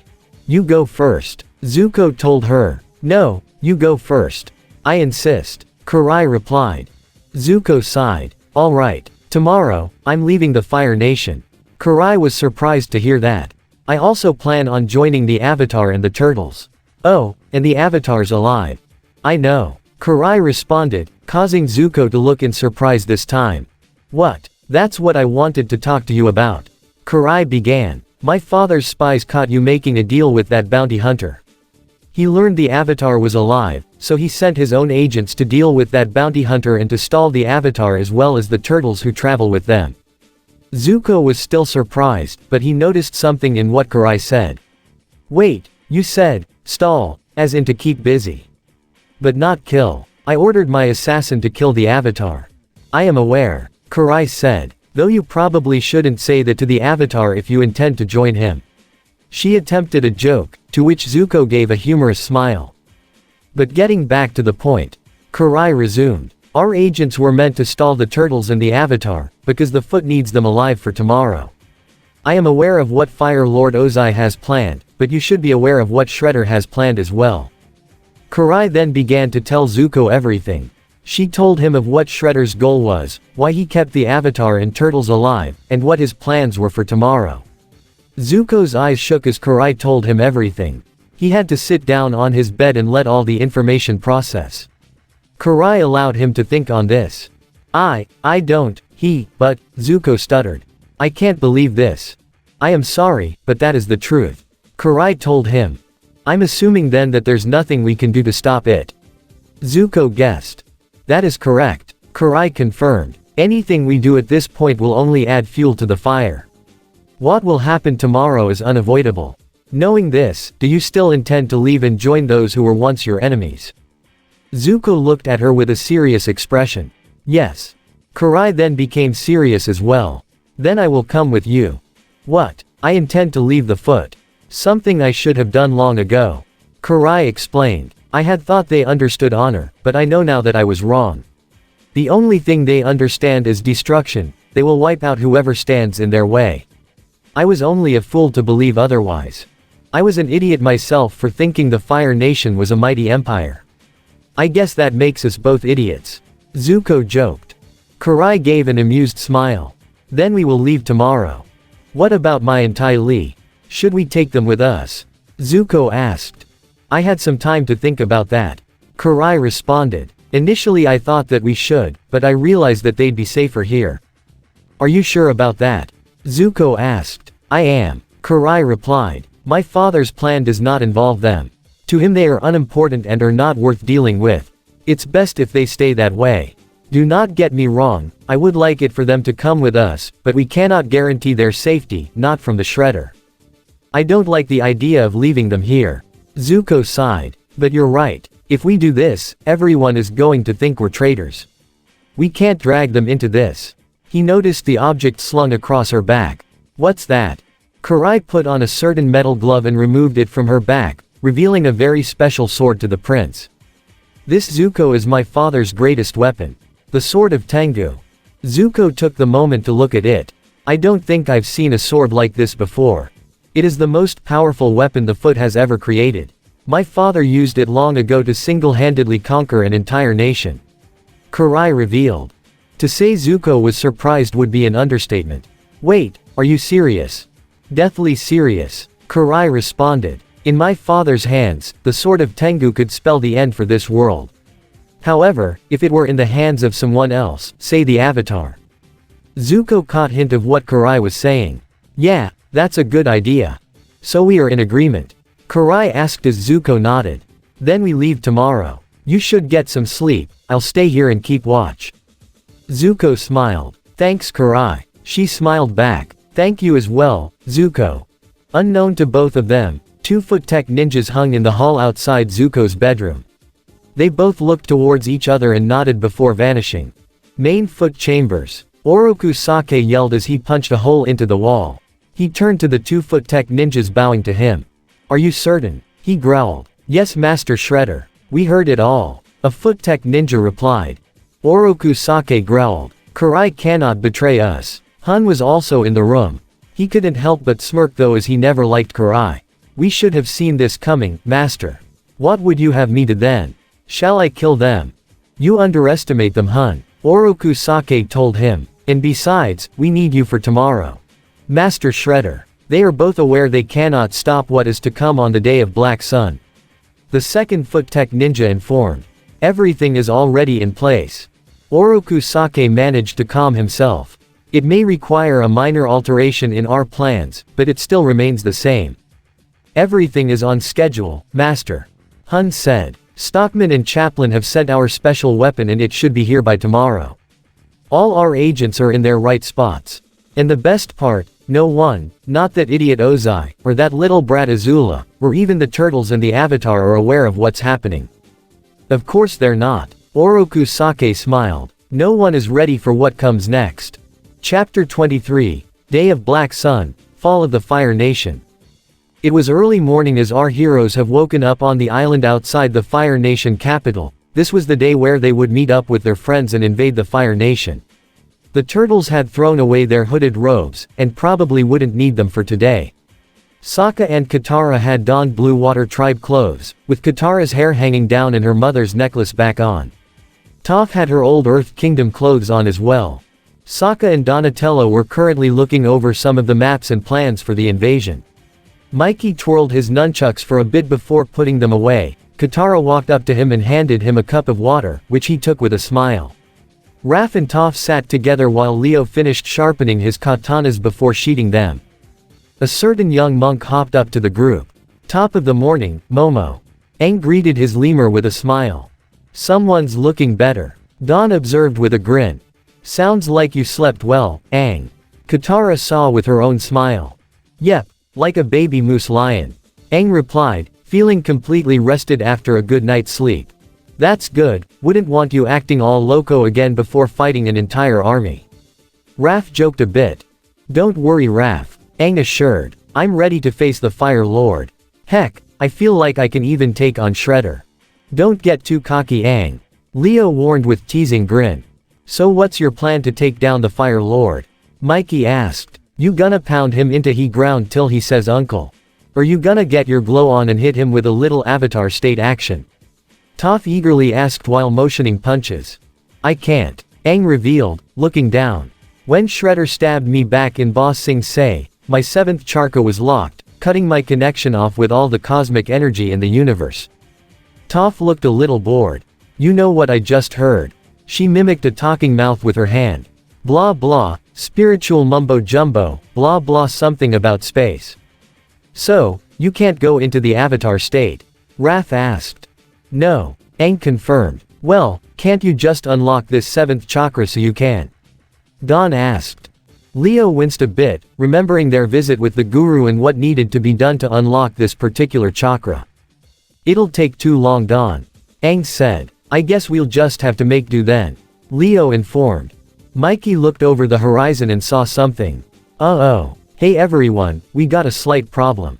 Everyone looked in the direction the orange-clad turtle pointed towards and saw a massive blanket of fog heading towards them. Oh no. Sokka, do you think the fog will delay the invasion? Katara asked. Sokka got a closer look. No, that is the invasion. Coming out of the fog were several Water Tribe ships. In the lead ship were Hakoda and Bato, both wearing Southern Water Tribe battle armor, and alongside them stood Master Splinter as he looked to where his sons were. Fire Nation capital. Azula had walked out of her personal quarters, having changed into dark Fire Nation battle armor, and proceeded to walk down the hallway to her intended destination. However, as she turned she did not expect to see 2-foot ninjas standing in her path. Ninjas of the foot. Azula greeted simply. I'm sure you're eager to chat, but I have somewhere to be so. She attempted to walk past them, but one ninja stepped to the side, blocking her. Azula looked a bit confused but tried to walk around him, only for the ninja to block her again. This was repeated a couple of times and the ninja blocked her each time. Now she was getting irritated. Would you kindly step aside? Azula asked sounding annoyed. We cannot do that, the foot ninja replied. There has been a minor change in plans, princess. Azula looked behind to see 3 more foot ninja coming from the other side of the hall, and 2 more on her left. She found herself surrounded by 7-foot ninja in total. What is this? I demand to know what is going on. Azula insisted as she took a combat stance, expecting the worst. Ease yourself princess. Another ninja said. This is for your own protection.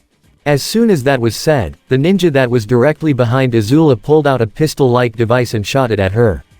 A small dart hit her in the back of her neck, causing her to give a slight grunt as she reached and pulled out the dart. Once she saw it, her field of vision started to become blurry. Wah, what are you? Azula became dizzy as she lost her footing and fell to the ground, using her hands to support her. Do not struggle. 1-foot ninja said. It is only a tranquilizer, you'll be asleep for some time. Azula's vision began to fade. Do not worry, everything will be fine. Azula was completely unconscious as she laid on the floor. She was quickly picked up by 1-foot ninja and thrown over his shoulder before the lead ninja accessed his comms. Master Shredder, we have the princess. The tranquilizer should keep her unconscious for 12 hours. Excellent. Shredder's voice replied back on the comms. See to it she is secure, and get into position. Stay out of sight until instructed. Yes, master. The lead ninja cut off the comms. Foot ninja, disappear. All 7-foot ninja leapt and vanished into the shadows with the unconscious Azula. The island. Aang, Leo, Toph, Katara, Raph, Mikey, Sokka, and Don were on the beach of the island as Toph and Aang used their earthbending to raise a few docks to allow the ships to port. Hakoda and Master Splinter were the first ones to leave the ships as they were greeted by all 4 turtles as well as Katara and Sokka. You made it, Dad. Katara hugged her father as the turtles greeted their own father. Sensei. Leo greeted as all 4 bowed to the Rat Master, who bowed in response. It is good to see you all as well, my sons.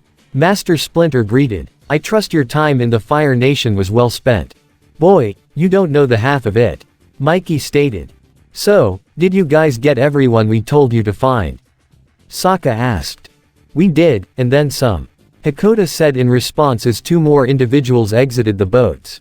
The first was Casey Jones, who had his red sleeveless shirt and blue pants carrying a golf club bag filled with hokey sticks, baseball bats, cricket bats, and golf clubs, and his hockey mask above his head. The second was April O'Neil, who wore a black and gray suit with a katana sheathed in her back. Casey. Raph greeted as he high-fived his bro. Long time no see, you bonehead. Yeah right, you're the bonehead green boy. Casey cracked back. Good to see you, April. Don greeted. You guys got everyone needed, right? Yes we did, April answered. Though Don, I'm a bit nervous about some of them. They're not exactly what I had in mind for soldiers. The group saw 2 of the swambenders walk out of the ship. Ooey. The skinniest swambender, Do, looked impressed as he looked around. This place ain't nothing like the swamp. He saw a rock. What did you reckon that is though? Some sort of Fire Nation trap that explode and eat ya. It's just a rock, Do. Though told him. Well, I'll be. While the turtles went off to greet their other allies, April, Casey, Katara, Splinter, Hakoda, and Sokka looked a bit confused at these guys. Where did you find these guys again? April asked. From a swamp, long story. Katara replied. Is it just me, or are those fellas a little loose in the leaf hat? Hakoda asked. It ain't just you. Casey agreed. They are more in tune with nature than most of the warriors here. Splinter said. Though I do see your point. I just wish they would wear pants. Bato said as he joined the group, looking at the third half-naked swambender, Hugh. Pants are an illusion. Hugh scratched his belly. And so is death. This resulted in even more confused looks from everyone. Even Master Splinter looked a bit disturbed slightly. More and more allies were coming to greet our heroes. Leo was the first to recognize 2 of them. The one in front had the appearance of a humanoid rabbit wearing a blue and black samurai gi and 2 sheathed katanas on his side. Behind him was a larger humanoid rhino with a white samurai gi and a sheathed katana at his side as well. Usagi. Leo greeted as he bowed. It is good to see you as well, Leonardo-san. Usagi, the humanoid rabbit, bowed back. Aang and his friends gathered to greet him. Aang, this is Usagi and his friend General. Leo introduced. They're both samurai warriors, and personal friends of mine. Avatar, it is an honor to make your acquaintance. Usagi bowed to Aang. Thanks, the honor is mine too. Aang bowed back. Jen, the humanoid rhino, spat off to the side. So the fate of this world is dependent on some kid, huh? He's not just some kid, Jen, and we are going to battle for his whole world, so you could show a little more respect. Usagi told his friend. Fine, but I expect a lot of food after this. Jen replied. While they greeted, someone familiar to Team Avatar joined in. Katara. A young man greeted, dressed in Earth Kingdom robes, with a small beard and mustache. Haru, it's so good to see you. Katara hugged him. Leo, Aang, Toph, Mikey, and Raph joined up as well. Guys, this is Haru. Aang introduced. When we met him, his town was controlled by the Fire Nation. So he had to hide his earthbending. That couldn't have been easy. Leo assumed. Believe me, it wasn't. Haru replied. But Katara inspired me and my father to take back our village. As Katara blushed, Haru's father Tyro, a larger bald man with a white beard, joined them. You helped us find our courage, Katara.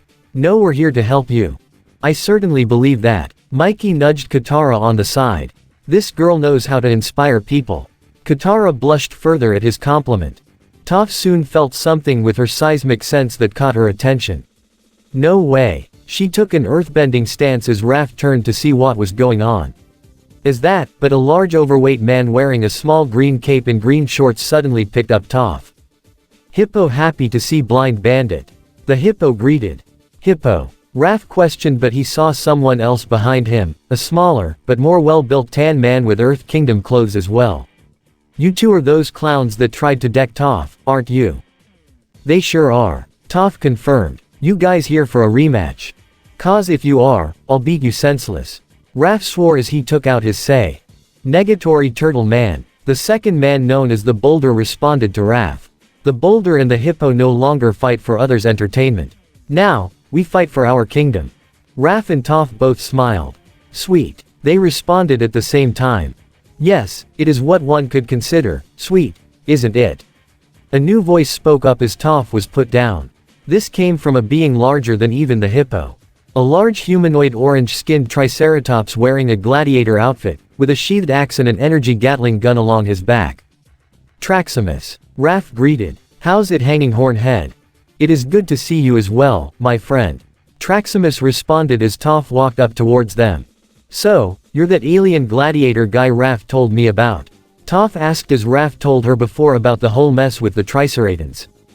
Indeed. Traximus replied. And I have heard tales of the mighty Blind Bandit. You use your disability to an advantage to gain an ability others do not. I am impressed, you have the qualities of a true Triceraton warrior. He ruffled her hair. Awesome. Toph smiled as she and Raph both fist bumped with Traximus' larger fist. Sokka, Hakoda, and Don both saw the interactions between their teams along with Haru, Tyro, Usagi, Jen, the Boulder, the Hippo, and Traximus. You guys have some weird friends. Sokka told Don with a joking smile. I could say the same for you. Don replied with his own joke. There was a small explosion from one boat, which alerted the three, as well as Aang and Leo, to run towards it as quickly as possible.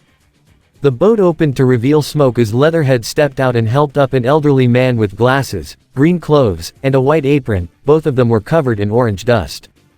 Are you all right, my friend? Leatherhead asked as he helped the mechanist out.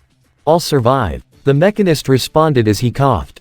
A boy in a long wheelchair rolled out onto the stone dock, followed by a robotic humanoid with green eyes. Leatherhead and the mechanist followed soon with Leatherhead, Pipsqueak, and the Duke right behind them as Leo, Aang, Sokka, Don, and Hakoda made it. Are you guys all right? Don asked with concern. We are fine. I do apologize for giving you quite the scare. The robotic Professor Honeycutt answered. Well, was that a new invention? Sokka asked. Yes. The mechanist answered as his group met with the others. But, unfortunately, the incendiary capabilities of peanut sauce proved to be a failure. You're making peanut sauce bombs?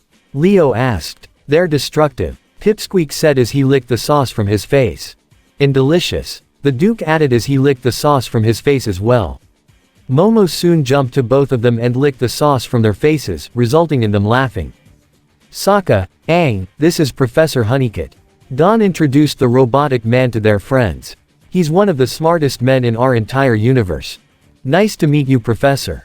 Aang shook the Fugitoid's metal hand. The feeling is mutual, Avatar Aang. Professor Honeycutt replied.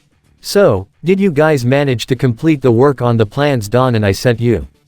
Sokka asked the mechanist and Leatherhead. Yes, we have managed to complete what you requested. Leatherhead answered. And I'm certain the Fire Nation will be quite surprised.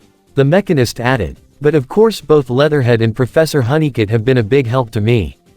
Teo rolled his wheelchair up towards Aang with a staff in hand.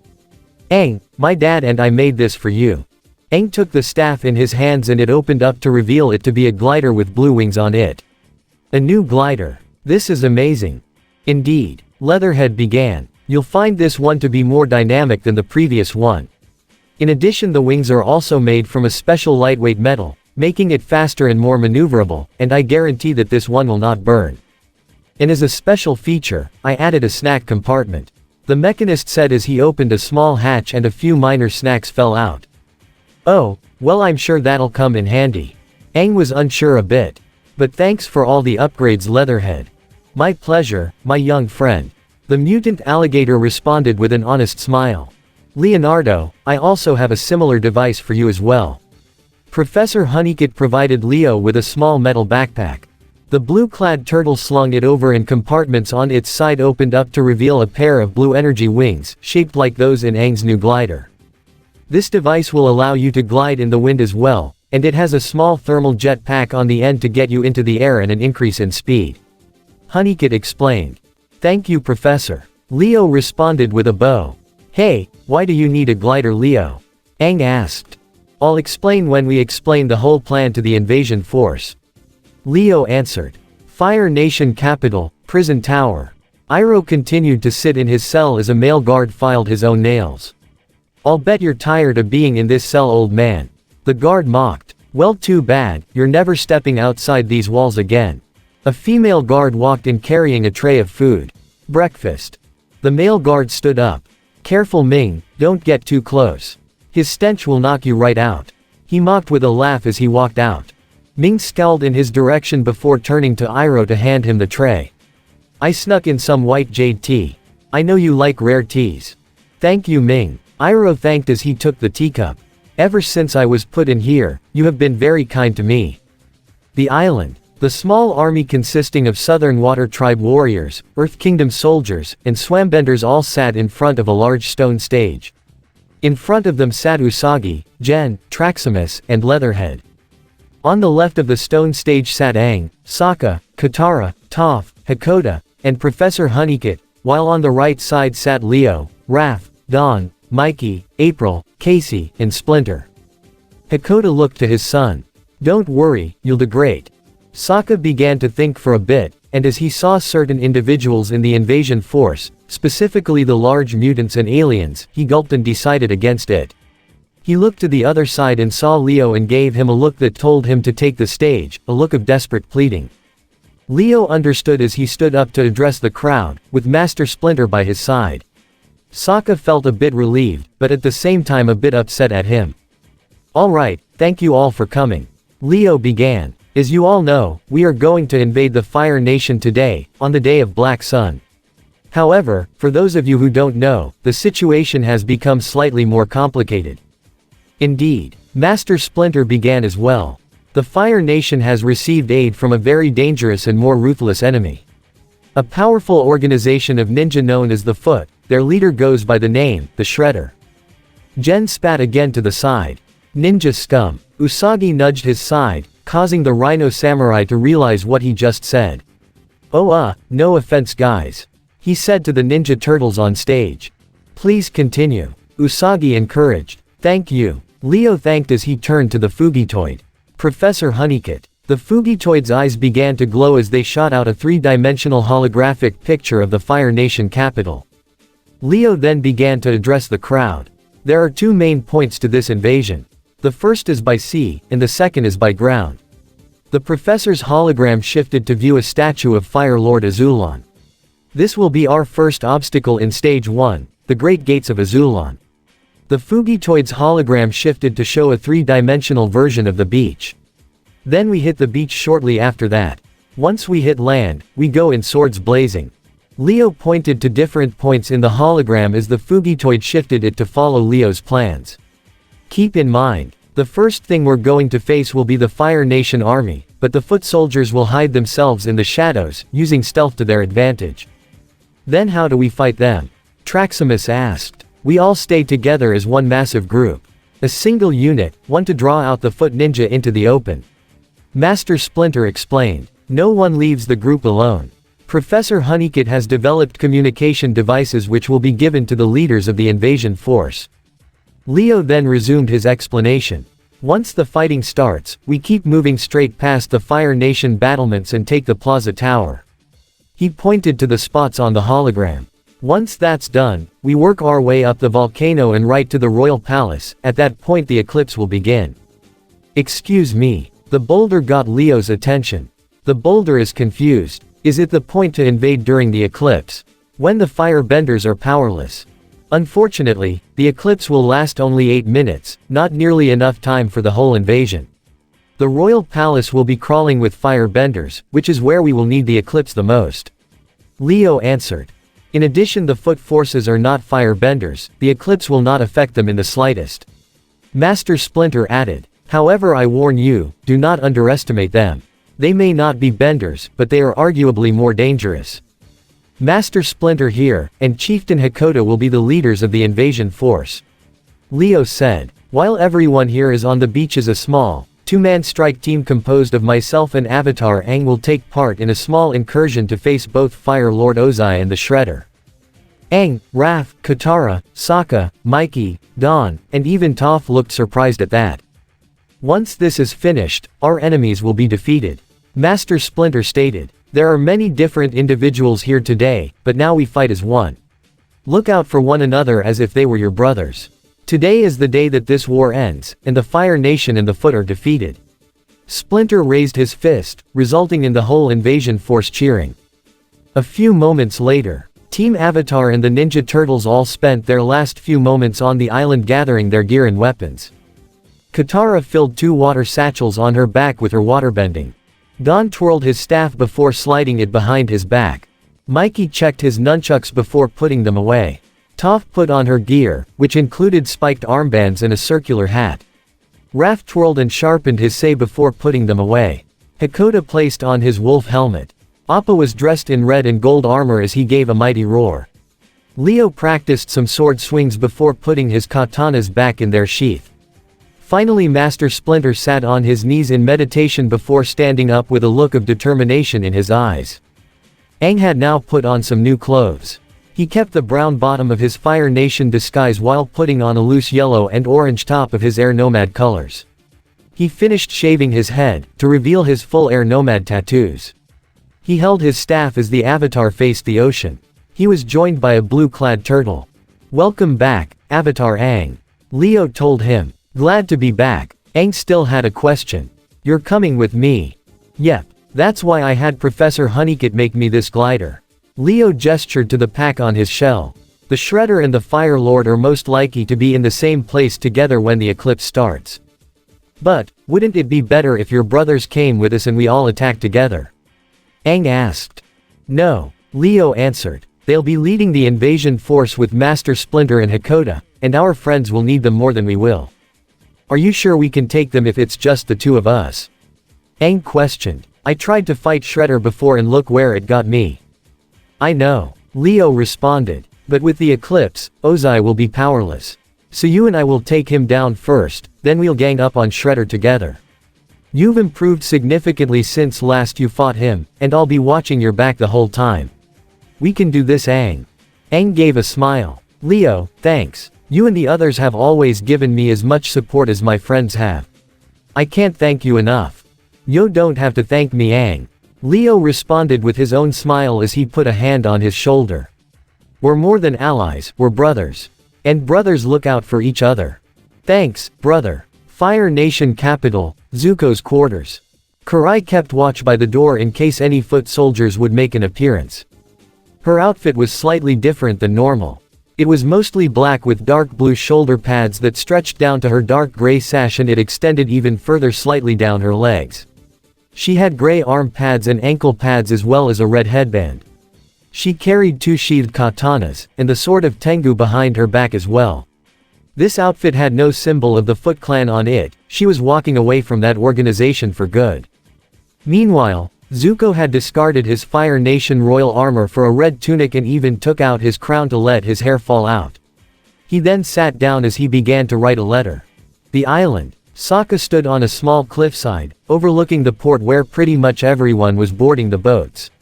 He wore his Water Tribe armor with his space sword while looking at his wolf helmet. Sokka. He turned around to see Dawn running up towards him. We've been looking for you. Everyone's ready to leave. I messed up, Dawn. Sokka sighed. Messed up? How? Dawn asked. The invasion was my plan, that plan was my moment of truth, and I blew it. Sokka began. I didn't even get a chance to speak, I just chickened out. Some warrior I am. Dawn walked up and put a hand on his friend's shoulder. Sokka, that speech was not anyone's moment of truth. Anyone can speak in front crowds at any time. Words don't define a person, action does. Your moment of truth is going to be out there on the battlefield. You know, before you guys came along, I always thought I was the leader. Sokka said. But after we met you and your brothers, Leo's always taken charge. He knows our strengths, our weaknesses, the right plan, he's always pulling us out of trouble. When I see him I realize that I was never a true leader, I only did it just to get some respect. Leo's the real leader, like my dad. You're not giving yourself enough credit, Sokka. Don told him. True Leo is a leader, but you are too. He just has the most experience considering he's the oldest of 4 brothers. But you've got your skills too. I also know a leader when I see one, and you're a leader. You seem so confident, Sokka said. How do you know if we're gonna win, especially if Shredder is as bad as you've been saying he is? I don't. Don began. The truth is, Sokka, no one really knows how a battle is going to go. The only thing we can do is give it our all. And that's what I'm going to do. What about you? Sokka took a moment to think before he became serious. Let's do this. The boats had all left the island and began their trip towards the capital. 5 water tribe boats all sailed across the water. The lead boat contained Leo, April, Hakoda, Casey, Bato, and Master Splinter, with a small number of swambenders. Leo looked through a telescope and spotted their fist obstacle. There it is. The Great Gates of Azulon. April looked through a pair of binoculars and all she saw was just a statue of Azulon in the middle of the water and 2 dragon statues along a cliffside. What gates? I don't see anything. The Fire Nation is not so overconfident that they would leave their capital unprotected. Master Splinter advised. Just because we cannot see something doesn't mean it isn't there. Hakoda put a hand on his daughter's shoulder. Katara, you and the swambenders whip up a fog cover. We'll sneak by them statues just like we sneak by that Fire Navy blockade. Though declared. Katara and the swambenders got into position and used their waterbending to create a cloud of fog that completely covered the small fleet. They slowly proceeded closer to the gates as the statue of Azulon came into view. Mikey, Raph, Toph, Don, Sokka, and Aang were on another boat, as they got closer. So far so good. Mikey said. Keep it up, we're almost through. Hakoda said to all the waterbenders. Leo had a bad feeling. Wait for it, he muttered to himself. Right when he said that, a bell alarm went off as machines in the dragon statues began to lift a large net out of the water, which then lit on fire, creating a literal firewall to block their path. I think we found the gates. Casey said. Don looked over to the west side and spotted a group of Fire Nation soldiers on jet skis heading for them. Soldiers incoming. Just as we have planned. Splinter observed. Now is the time to move. Agreed. Everyone below deck. Hakoda ordered as everyone in all the boats went below deck in their respective rides. Hakoda put a hand on his son's shoulder. Let's hope your invention works, he said before the two both went below deck with the others. A few moments later, the Fire Nation jet skis all pulled up to all the boats as the soldiers quickly leapt onto the boats via grappling hooks. They were firebenders and any non-benders had a Dao sword on him. As one squad boarded a boat, they quickly ran down below deck and searched all the rooms, only to find no one was there. All the other squads in the remaining boats had the same issue. No one's on board, sir. A soldier reported to the commanding officer. Where'd they go? Wait, what's that? A third soldier heard something. When it was quiet, they all heard the same thing as well. It sounded like some kind of beeping and it was coming from a corner of the room. One soldier went to investigate as he moved aside some boxes and coverings to see a small metal device with a countdown on it. It had the number 3 on it before it fell down to 2, then 1, then 0. Boom. Asterisk. All 5 of the boats exploded from the bombs that were hidden onboard, taking out all the Fire Nation soldiers. As the explosion was seen on the surface, below the water were 5 large, fish-like, metal submarine-like transports that swam underneath the gates of Azulon. Alongside them swam Appa, whom Katara was providing an air bubble with her waterbending as he swam. In the command station of one sub was Don, Sokka, Leatherhead, Professor Honeycutt, Pipsqueak, and the mechanist who drove the sub, along with Hakoda and a few other warriors. You've really outdone yourself this time, son. Hakoda congratulated Sokka. Yeah, Toph said sarcastically as she sat with Raph and the Duke. Congratulations Sokka, you managed to invent a worse way to travel than flying. Ah, is someone seasick? Raph teased Toph, who punched his arm. The Duke took off his helmet as he gave it to Toph. Helmet. She quickly took it and puked inside it. Back with the command center, Sokka began to speak. Don was actually the one who thought of the idea. The Mechanist, Leatherhead, and Professor Honeycutt did all the work. Don't sell yourself short, my boy. The Mechanist replied. It was your idea to use waterbending to make the sub sink and float. Brilliant. This allowed us to create more maneuverable vehicles without having to use a power source to control its movements. Leatherhead added. Though I will admit that Sokka's original blueprints were, well, difficult to decipher. He presented a childish drawing of people inside a fish underwater. Mikey popped up as he looked at the drawing. Hey, is that supposed to be Nemo? Everyone chose to ignore him as the Fugitoid spoke. Unfortunately, due to the lack of both time and resources, we were unable to develop a renewable air supply for these submarines.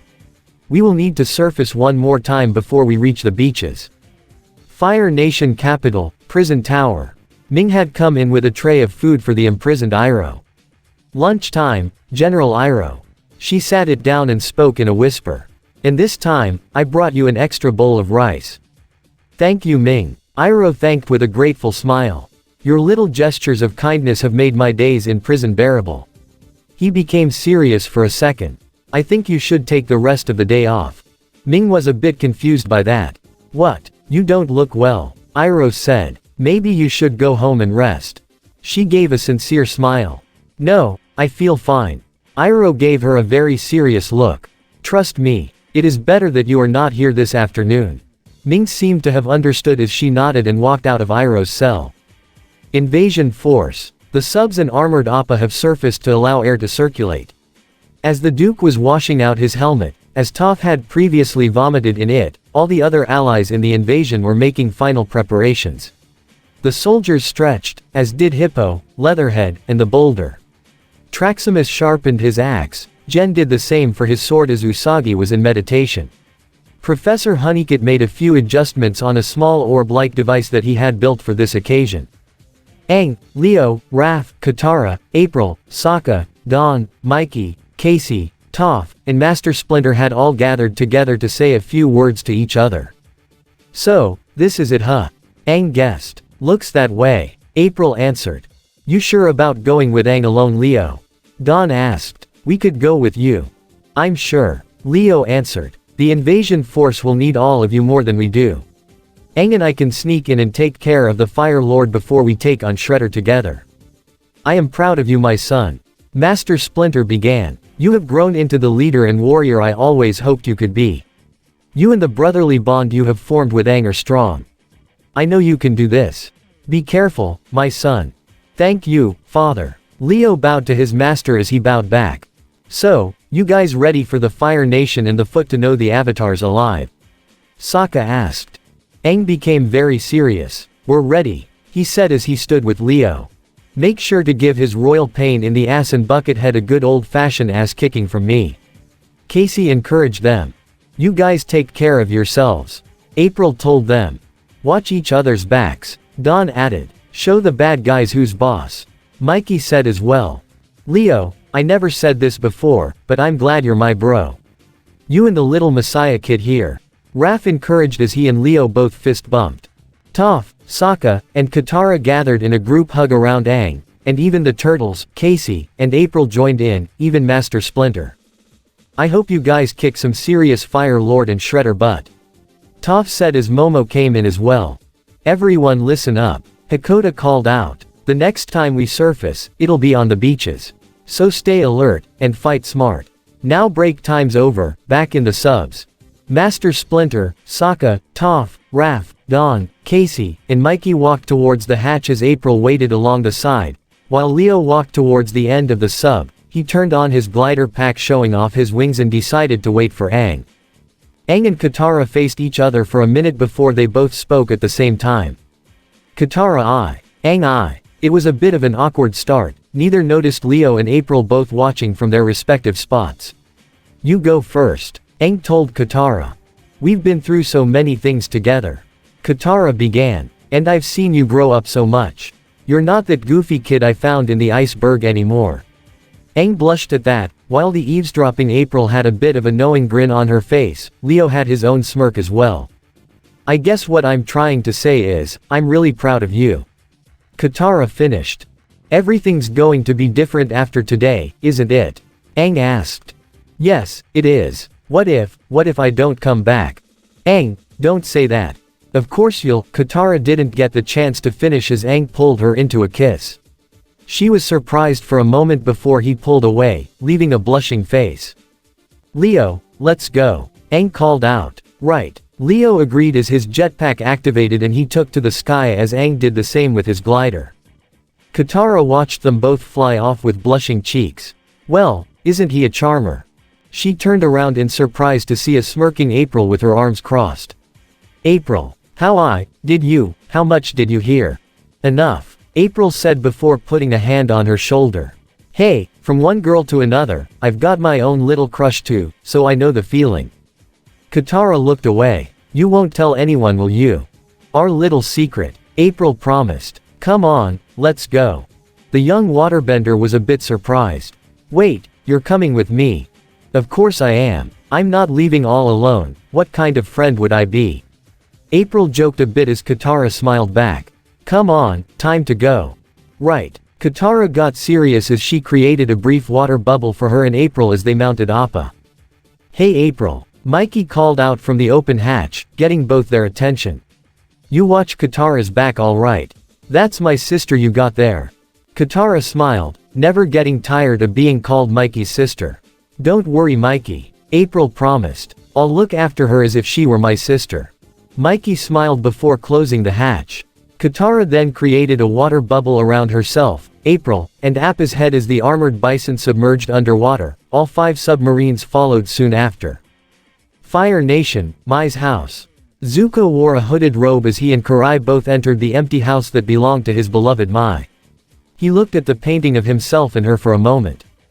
I'm sorry Mai, Zuko said before putting a letter on her bed. He looked down for a minute before Karai put a comforting hand on his shoulder. I am sorry, but this is for the best. We cannot drag her, or Ty Lee into this. Karai told him. I know. Zuko replied. He looked to Karai. You have the sword. She nodded. Karai. I just want to say, thanks. Thanks for doing this with me, it really means a lot. You're welcome. Karai responded. And I should be thanking you as well. You and your friends were honestly the first real friends I have ever had. And that helped me to see the path I was on was not the right one. But now we take the right path, together. Zuko nodded. Together. Elsewhere. Leo and Aang both flew with their respective gliders over a rocky and grassy landscape. Leo gave a smirk in Aang's direction. Smooth move Aang, real smooth. Leo teased, referring to the kiss Aang made to Katara.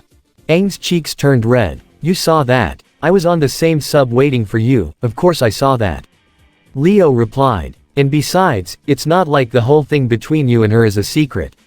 Pretty much everyone knows. He teased. Aang gave a slight chuckle. Raph is never gonna let me live this down, is he? Nope, probably not. Leo replied. They both heard Aang's stomach groan. The young avatar opened the snack compartment and let some of the snacks fall into his mouth. What do you know? It did come in handy. You want a snack, Leo? No thanks, I'm good. Leo replied as the two flew closer to the Fire Nation capital city. Meanwhile, a small periscope shot out of the water and Hakoda was able to get a good view of the beaches. He looked down below to the troops. Everyone in position. Earthbenders and heavy hitters, get in your tanks. This is gonna be a rough ride. Toph, Raph, Traximus, Leatherhead, Casey, and all the Earthbenders slid down a ladder and into a lower compartment of the sub. The submarines and armored Appa continued to move underwater at a quiet pace. The gates at the beaches of the Fire Nation capital were quiet too. That is until a bell alarm went off. From the battlements on top the gates, harpoons were shot into the water. With the waterbenders' aid, the submarines were able to maneuver around the incoming harpoons and avoid getting hit, though there were a few close calls. April steered Appa's reins as Katara used her waterbending to maintain the bubble around his head. However, one harpoon got lucky as it pierced the hull of one of the subs. The swambender inside was able to freeze the incoming water to prevent any more intakes, but the harpoon began to drag the submarine out and pulled it out of the water. Katara however took Appa's reins and soared out of the water. As the armored bison got closer to the chain, April took out her katana and was able to cut the chain as they passed it, allowing the sub to fall back into the water and join the others. The 5 subs managed to get to the drainage gates of the wall that separated them from the beaches. Hakoda saw this through the periscope. Ready the torpedoes. Torpedoes covered in ice were loaded into the pods of the subs. Launch. The waterbenders were able to push the ice covering the torpedoes out the submarines and right into the drainage gates, blowing them away. The explosion was even seen from the surface. This allowed the submarines to pass through. They got closer to the beaches. Toph, Raph, Traximus, and Leatherhead all stood with the Earthbenders, as did Casey, who lowered his signature hockey mask to cover his face. Meanwhile Master Splinter, Dawn, Mikey, Hakoda, Bato, Usagi, and Jen stood with the Water Tribe warriors and swambenders. Everyone had a serious expression on his or her face, as the battle was only seconds away. The subs reached the surface and missiles were fired from the upper battlements at them immediately. Right when the submarines hit the beaches, the bay doors opened up. Large centipede-like tanks rolled out, controlled by Earthbenders, and everyone yelled as they charged forward into battle. Meanwhile, high above the ensuing battle there was a helicopter that was completely cloaked, invisible to the naked eye. This was piloted by a couple of foot ninja. In the very back of the helicopter was the still unconscious Azula.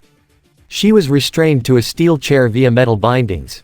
Her hands cuffed behind her back, her ankles cuffed together.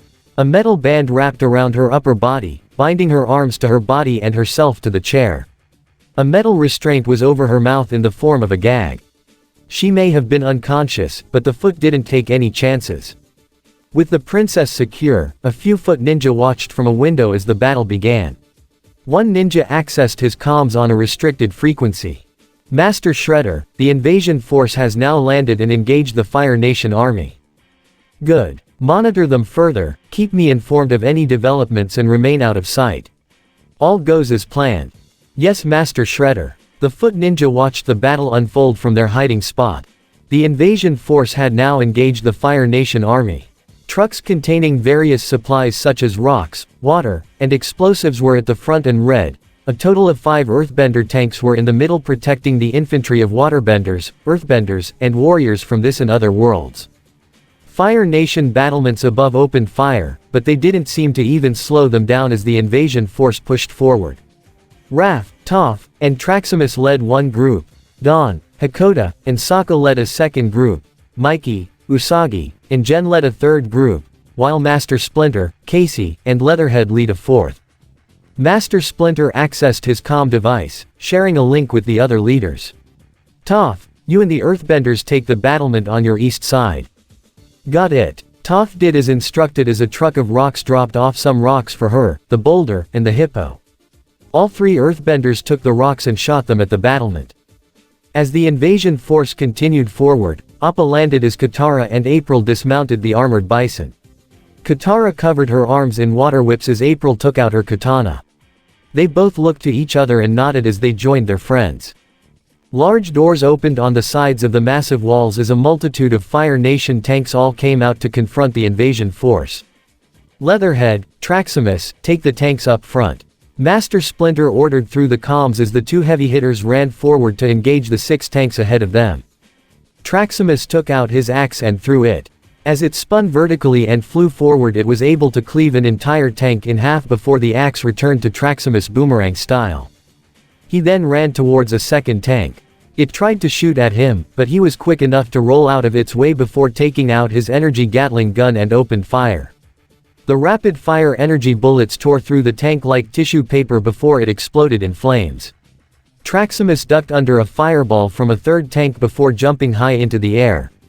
As he fell with his axe, he sliced into the tank before tearing it apart with his weapon. Leatherhead meanwhile ran and swerved to avoid the 3 tanks that shot at him. He reached the one up front before grabbing it and using his own strength to lift and flip it over on its back. A second tank opened fire. As the fireball hit him, something in him snapped.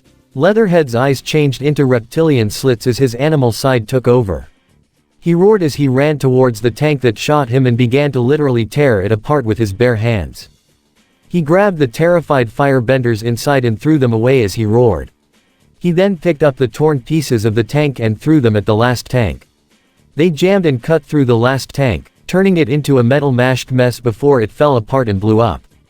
An Earthbender tank came up to a Fire Nation battlement that shot fireballs at it. But the stone hide of the tank protected it as it climbed on top of the battlement and crushed it. Another Earthbender tank did the same for a Fire Nation tank, crushing its front end as well. However, more tanks pulled up front, and even more tanks came up from behind. Don spotted them. Heads up. Tanks at 6 o'clock, he called to the Swambenders. The Swambenders then began to use their waterbending to create a water shield to block the fire blasts from the tanks. Tho and Do were able to send 2 water blobs forward at a tank to cause it to derail and send it crashing into another tank. "We're down 2 men, Tho exclaimed. "Where in tarnation is Hugh and that metal man?" Speaking of which, Professor Honeycutt slowly and casually walked out of one submarine before a few Fire Nation tanks and firebenders surrounded him. "Good day, gentlemen," the Fugitoid greeted. "I am personally abhorred of violence and would generally prefer a more peaceful solution. So I would highly recommend you surrender." He took out the orb he was working on before as he pushed a small button on it. The firebenders all glared as they shot streams of fire at him, and the tanks opened fire as well. The orb activated as it opened up and a bright blue energy sphere surrounded the Fugitoid, protecting him from the fire blasts. "I can see a peaceful resolution is not an option for you," Professor Honeycutt said. "So, now I suggest you run." As he said that, blue energy bolts shot from the orb at the enemy. The bolts hit the tanks, causing them to explode. The bolts hit the ground as well, blasting away all the firebenders near him as well. As he worked, it seems he failed to notice a few more Fire Nation tanks closing in on him. But the Fire Nation tanks didn't seem to notice something coming out from the water behind them. A very large mass of seaweed with a wooden mask emerged and lashed out at the enemy. It reached out with one arm and grabbed a tank before throwing it to parts unknown. Another tank tried to shoot at it, but it just crushed the tank with its force from one of its larger arms before slapping away the third tank. Tho and Do could only state in surprise at the Fugitoid and seaweed monster completely destroy the enemy in front of them, and the tank that was slapped away go flying and crash into a battlement, and exploding soon after. "Ooey," Do cheered. "You go metal man," he cheered on the Fugitoid. "And where you been, Hugh?" A piece of the seaweed monster opened up to reveal Hugh's face as he was bending the water in the seaweed to control it.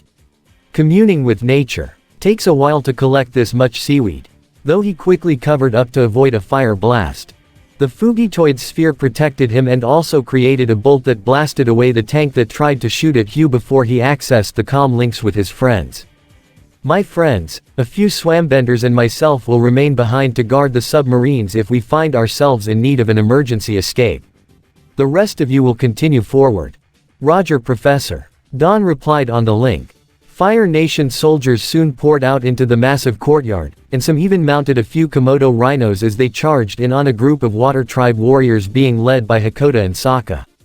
Raph, Don, Mikey, Casey, Usagi, and Jen joined in as well as they charged in on the large squad. Raph was the first to attack as he jumped forward toward a Komodo rhino and tackled the Fire Nation soldier off before Raph twirled his sei and attacked. He laid a series of kicks and slices to knock the enemy back. When they tried to surround him, he stabbed his sei in the ground and slid his foot out in a 360-degree circle to cleat them away. Several firebenders tried to shoot at Mikey but he just flipped and cartwheeled out of the way. Nah, Mikey teased as he stuck his tongue out before leaping at the squad, nunchucks at the ready.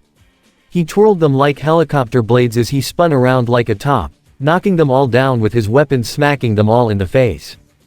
Don ran forward as well as he slid under a firebender and jammed his staff in his chest to send him flying into 2 more enemy soldiers. One soldier tried to jam his spear at him, but Don parried it with his staff before smacking the soldier away. Don jumped again before landing in between 2 enemy soldiers and slamming both ends of his staff in their faces, knocking them down. A couple of firebenders were about to shoot at the turtles until they heard a "Yahoo!" They all turned to see a certain hockey-masked individual running their way, a hockey stick in hand. "What the?" a firebender questioned. "Goongala," Casey yelled before slamming his stick across the firebender's face, knocking all his teeth out. He repeated this process to 3 other firebenders.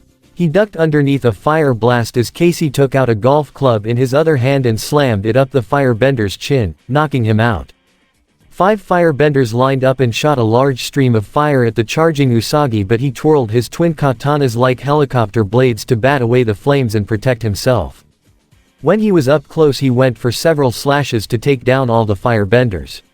A few warriors with spears tried to charge at him, but Usagi was able to kick one away as he blocked a spear strike with his katana from another at the same time.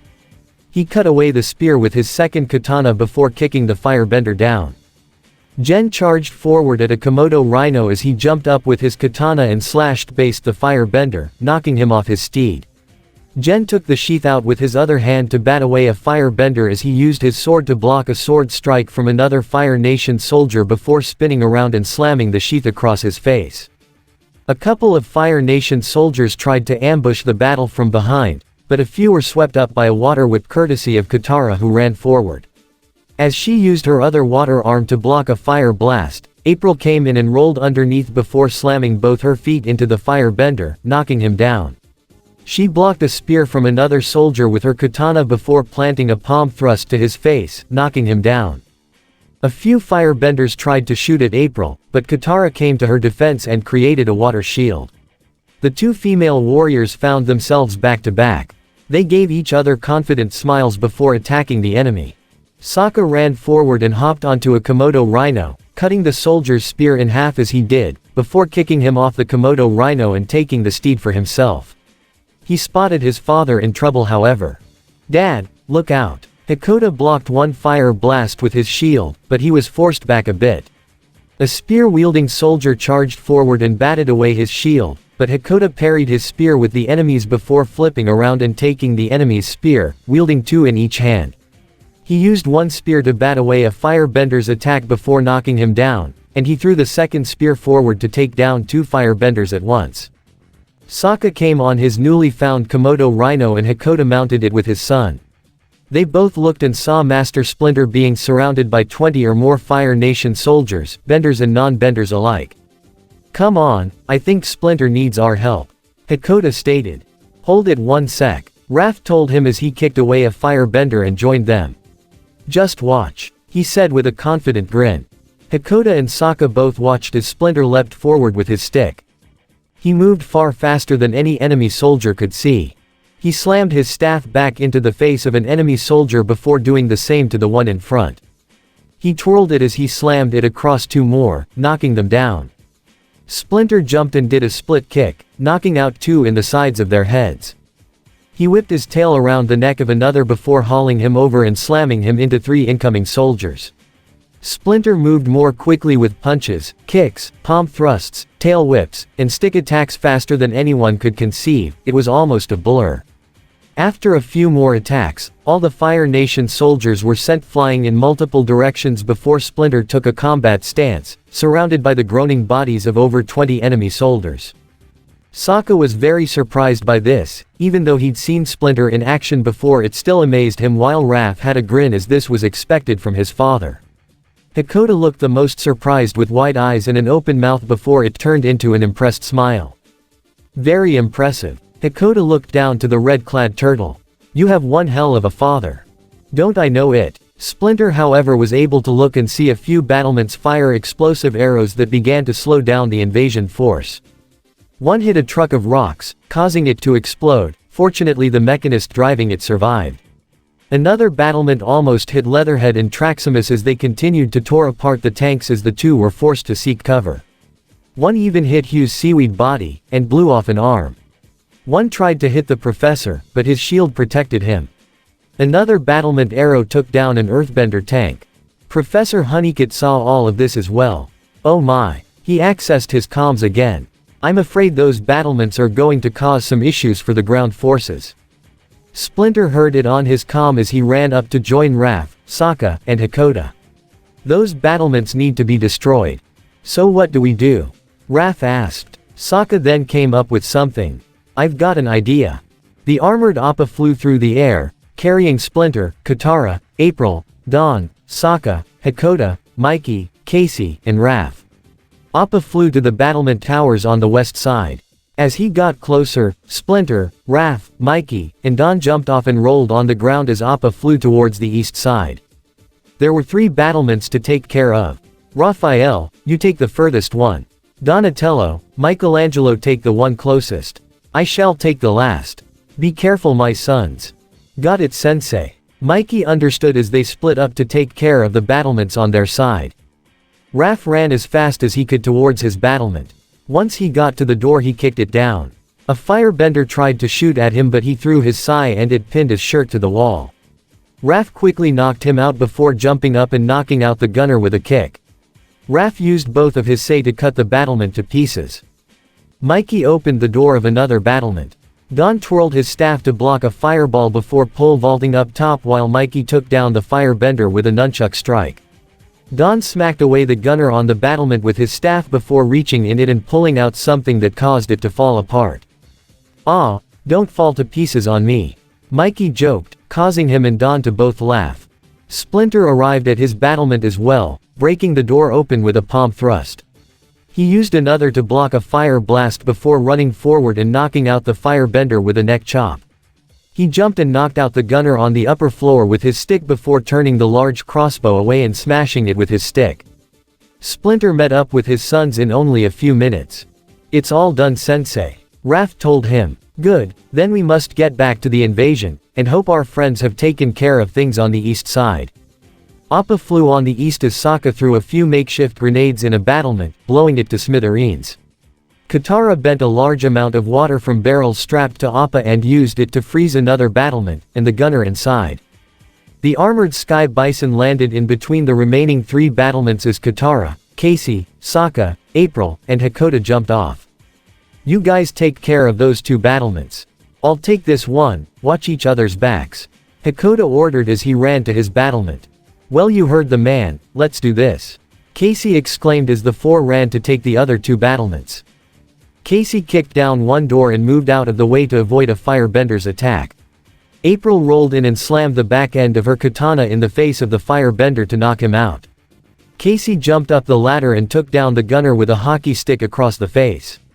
He then took out a puck with a fuse and lit it before jamming it in. "Time to go," Casey yelled as he and April made it out just as the puck exploded, taking out the battlement. The shockwave knocked them down, as it seemed Casey was on top of April. Realizing how close their faces were caused them both to blush before quickly getting back up. "So yeah," April rubbed her arm. "Thanks, Casey." Casey rubbed the back of his head, the hockey mask hiding his blushing face. "Yeah well, you're welcome babe." Meanwhile, Sokka sliced open the door of their battlement before he ducked, allowing Katara to send water forward to freeze the firebender before he could attack, as well as the gunner. Sokka climbed up the ladder and used his sword to cut down the crossbow. April and Casey met up with Sokka and Katara soon after. "You kids good?" Casey asked. "Yeah we're fine," Sokka answered. We're all set," April replied. "Where's your dad?" "Up there." Katara pointed to the top of the remaining battlement to reveal Hakoda on the roof. Hakoda jumped in through the opening where the crossbow was. There were a few grunts heard before the entire thing exploded from the inside. Everyone looked with worry at that. Hakoda struggled out of the door as he held his aching side before collapsing on the ground. "Dad!" Katara exclaimed. "Dad!" Sokka exclaimed as well as they, April, and Casey ran towards him. "Oh geez, man down!" Casey yelled as they tried to help Hakoda up. Fire Nation Royal Palace. Zuko kneeled before the portrait of his mother, Lady Ursa, whom he believed had passed away. Karai remained in respectful silence. Though she didn't hear how his mother presumably passed away, she decided not to ask as not to upset Zuko. "I know I made some bad choices," Zuko said as though he were speaking to his mother. "But today, I'm going to set things right. I think your mother would be proud if she could see you now," Karai told him. Zuko got up and smiled at her as he put a grateful hand on her shoulder. The two then proceeded to walk out as Zuko carried a duffel bag of supplies and his Dao swords, while Kurai carried her katanas, a few supplies of her own, and the sword of Tengu. Battlefield. Appa flew towards the submarines when Professor Honeycutt saw through his energy shield the armored sky bison fly in. "Yo metalhead, we got a man down," Casey exclaimed to the Fugitoid through the comms. "Professor, Hakoda is seriously injured. We need your help," April clarified through the comms. "I'm on my way," Honeycutt responded as he moved the sphere and it flew to where Appa was landing. As the Fugitoid temporarily exited his energy sphere, Katara, April, Casey, and Sokka helped Hakoda onto the ground where Honeycutt met them. Katara got to work with her healing water while the Fugitoid's eyes scanned the injury on his side. "Well, Professor?" April asked. "I have good news and bad news." The Fugitoid began. "The good news is the injury is not fatal." This relieved the group. "The bad news is that the injury is still serious enough that he won't be able to fight for a while, even with your healing technique." "Oh no," Katara uttered. Hakoda tried to get up. "I need to get back to the troops," he struggled as he grunted in pain. "Whoa man, hold on," Casey told him. "You heard what the professor said, you can't fight like that. Hakoda, if you continue to fight with an injury like that your condition will worsen even to the point where it could potentially be fatal," Professor Honeycutt informed. "Dad, you have to listen to them." Katara tried. "You can't fight anymore." Hakoda wouldn't have it. "Everyone's counting on me to lead this mission, Katara." Hakoda winced in pain. "I won't let them down." He tried to get up but April held his shoulders firmly. "If you go out like this, you are going to die," April stated. Sokka turned to his sister and the Fugitoid. "Is there anything you guys can do?" "I am afraid not," Professor Honeycutt answered. "I have to help the Swambenders guard our emergency escape, and help maintain communication with the rest of the invasion force. There is nothing I can do." "And are you sure my healing water won't get him back in time?" Katara asked him. "That is correct, I am sorry," the Fugitoid replied. Sokka then had a serious look on his face as he remembered what Don told him before this battle began. "I'll do it." "Huh, I didn't know you had healing powers," Casey guessed. "No, I'll lead the invasion force with Master Splinter," Sokka clarified. "Don't be crazy, Sokka," Katara told him. "Maybe I am a little crazy, but the eclipse is about to start and we need to be up that volcano by the time it does," Sokka insisted. "Katara, he's right," April told the younger girl. "Master Splinter is good, but even he can't lead the invasion alone. I think Sokka can do it. If Sokka thinks he can lead this thing, then I'm in too." Casey stood up as he put a hand on his shoulder. "I got your back, kid. You can do this," Hakoda told his son. "I'm proud of you, son. You are the most logical choice with Hakoda, Leonardo, and the Avatar all absent." Professor Honeycutt agreed. "I still think you're crazy." Katara turned to her brother with a smile. "But I'm proud of you too." She turned to the hockey-masked man. "Casey, you take care of my brother, okay? Don't worry, I'll watch his back," Casey promised. "I'll stay here and help Katara, just in case any bad guys get any funny ideas," April said as she helped Katara. Sokka then put on his wolf helmet as he and Casey got back up on Appa. Yip yip. Appa flew back towards the battlefield as Professor Honeycutt stepped back inside his sphere to protect the submarines. The battlefield was a complete mess as the Fire Nation appeared to be losing, but the invasion force was in a bit of a disarray. Raph punched away a firebender as Leatherhead roared, grabbing two soldiers and slamming them into each other before throwing them away. Usagi and Jen were back-to-back beating back the firebenders surrounding them as Donnie pole vaulted over and slammed his feet into an enemy soldier and knocked him down while Mikey slammed his nunchucks into more and more enemies.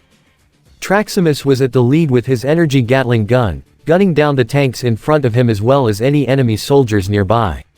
Toph, the Boulder, Haru, and Hippo stood with Traximus as they created several boulders and flung them at the enemy, blasting them away. Master Splinter leapt high as he took down 7 firebenders with quick punches and palm thrusts. One tank came up close to Master Splinter and was about to fire at him, but Appa landed in front and roared as he flipped the tank with his horns. Casey jumped down and decked a firebender with a golf club before joining with the others. Sokka stood on top of Appa's saddle to get everyone's attention. "Listen up everyone. I want the tanks in wedge formation. Warriors and benders in the middle. We're taking that tower and heading for the royal palace." Everyone followed Sokka's orders as all the tanks came together in a reverse V formation, with Splinter, Toph, Raph, Mikey, Don, Casey, Leatherhead, Usagi, Traximus, Haru, the Boulder, the Hippo, Jen, and every single Water Tribe warrior and earthbending soldier together. Sokka was at the lead on top of Appa as he took out his sword. Charge! Meanwhile, Leo and Aang both stood on top of the ring that surrounded the Fire Nation royal city. They both looked to each other and nodded before Leo activated his glider pack and Aang opened up his own glider and they flew down towards the city. They both landed on a roof of a small building and quickly took cover ninja style. They peeked over and saw the streets, and the entire town seemed empty. No one was there. That's strange, Aang observed. You would at least think there would be some guards here or something. Leo mused. Something's not right. They both took off on their respective gliders, and seemed completely unaware of the two invisible foot tech ninjas watching them from another rooftop. The Avatar and blue-clad turtle ran to the Fire Nation Royal Palace's front entrance. Aang blew the door open with airbending as he and Leo brandished their respective weapons. The Avatar is back, Aang exclaimed, only for them both look in surprise to find there was nobody there. What the hell? Leo questioned. Where is everyone? Aang asked. Leo looked troubled as the two began to enter the palace. I'm getting a bad feeling about this. Battlefield. The earthbending tanks provided most of the protection as the whole invasion force began to ascend up the slope and right towards the plaza tower. Any fire blast from a firebender or a tank was futile, and any firebender who tried to climb over got a serious beatdown from the powerhouses that were inside the tight formation. On one side of the plaza tower, Traximus, Leatherhead, and several earthbenders led by Toph broke down one wall, and on the other side, Mikey and Raph both rode a truck filled with explosives. Cowabunga! Mikey and Raph both yelled before jumping off the truck as it exploded. With the holes in the walls, the invasion force quickly flooded the area around the plaza tower. The Fire Nation forces were completely overwhelmed and forced to retreat. The Fire Nation is falling back. Usagi called. Keep pushing forward warriors. Fight on. Appa landed with Sokka at the reins as Bato turned to face him. Sokka, we're on our way to victory. Sokka looked at the direction of the palace with a serious expression. Meanwhile, Mikey, Don, and Raph had joined up with Master Splinter as they beat down a few Fire Nation soldiers. Yeah, who wants some? Raph excitedly yelled. We're doing it. We're gonna win. Mikey cheered as he and Don high-fived. However, Splinter was the first to notice something about this whole battle. This celebration is a bit premature, my sons. Yeah, we still got to get up to the royal palace and the eclipse is coming up real soon. Don said. No, that is not what I am talking about. Splinter said, confusing his sons. Sensei, what are you talking about? Raph questioned. What have you all noticed of this mission so far? The Rat Master asked. That we're beating the Fire Nation. Mikey questionably answered. It may seem that way, but what else? Who have we been fighting? Splinter continued. The Fire Nation. Raph answered. Yes, all our enemies so far have been Fire Nation. Splinter replied. All Fire Nation, and yet. Don was the first to get it. We haven't seen a single foot ninja. Raph and Mikey both got it. That's right, Raph said. Where the heck are those guys anyway? No way they'd hide from a battle like this, not when we're right on their doorstep. Mikey gave a gulp. Bros, my bad feeling sense is tingling. Fire Nation Royal Palace. Aang flew in an air sphere with Leo inside as they came to a stop in the Fire Lord's throne room only to find it was completely empty, much to their shock. What? Leo exclaimed. They're not here. Aang's eyes widened in terror. No. He dropped to his staff as he fell on his hands and knees. No, no, no. Leo had a similar feeling as he clenched his swords in anger as he came to a realization. We've been had. Fire Lord Ozai. Shredder. Where are you? The two invisible foot tech ninjas observed this realization that were following them from a safe distance. They relayed this footage through their orange goggles to another point on their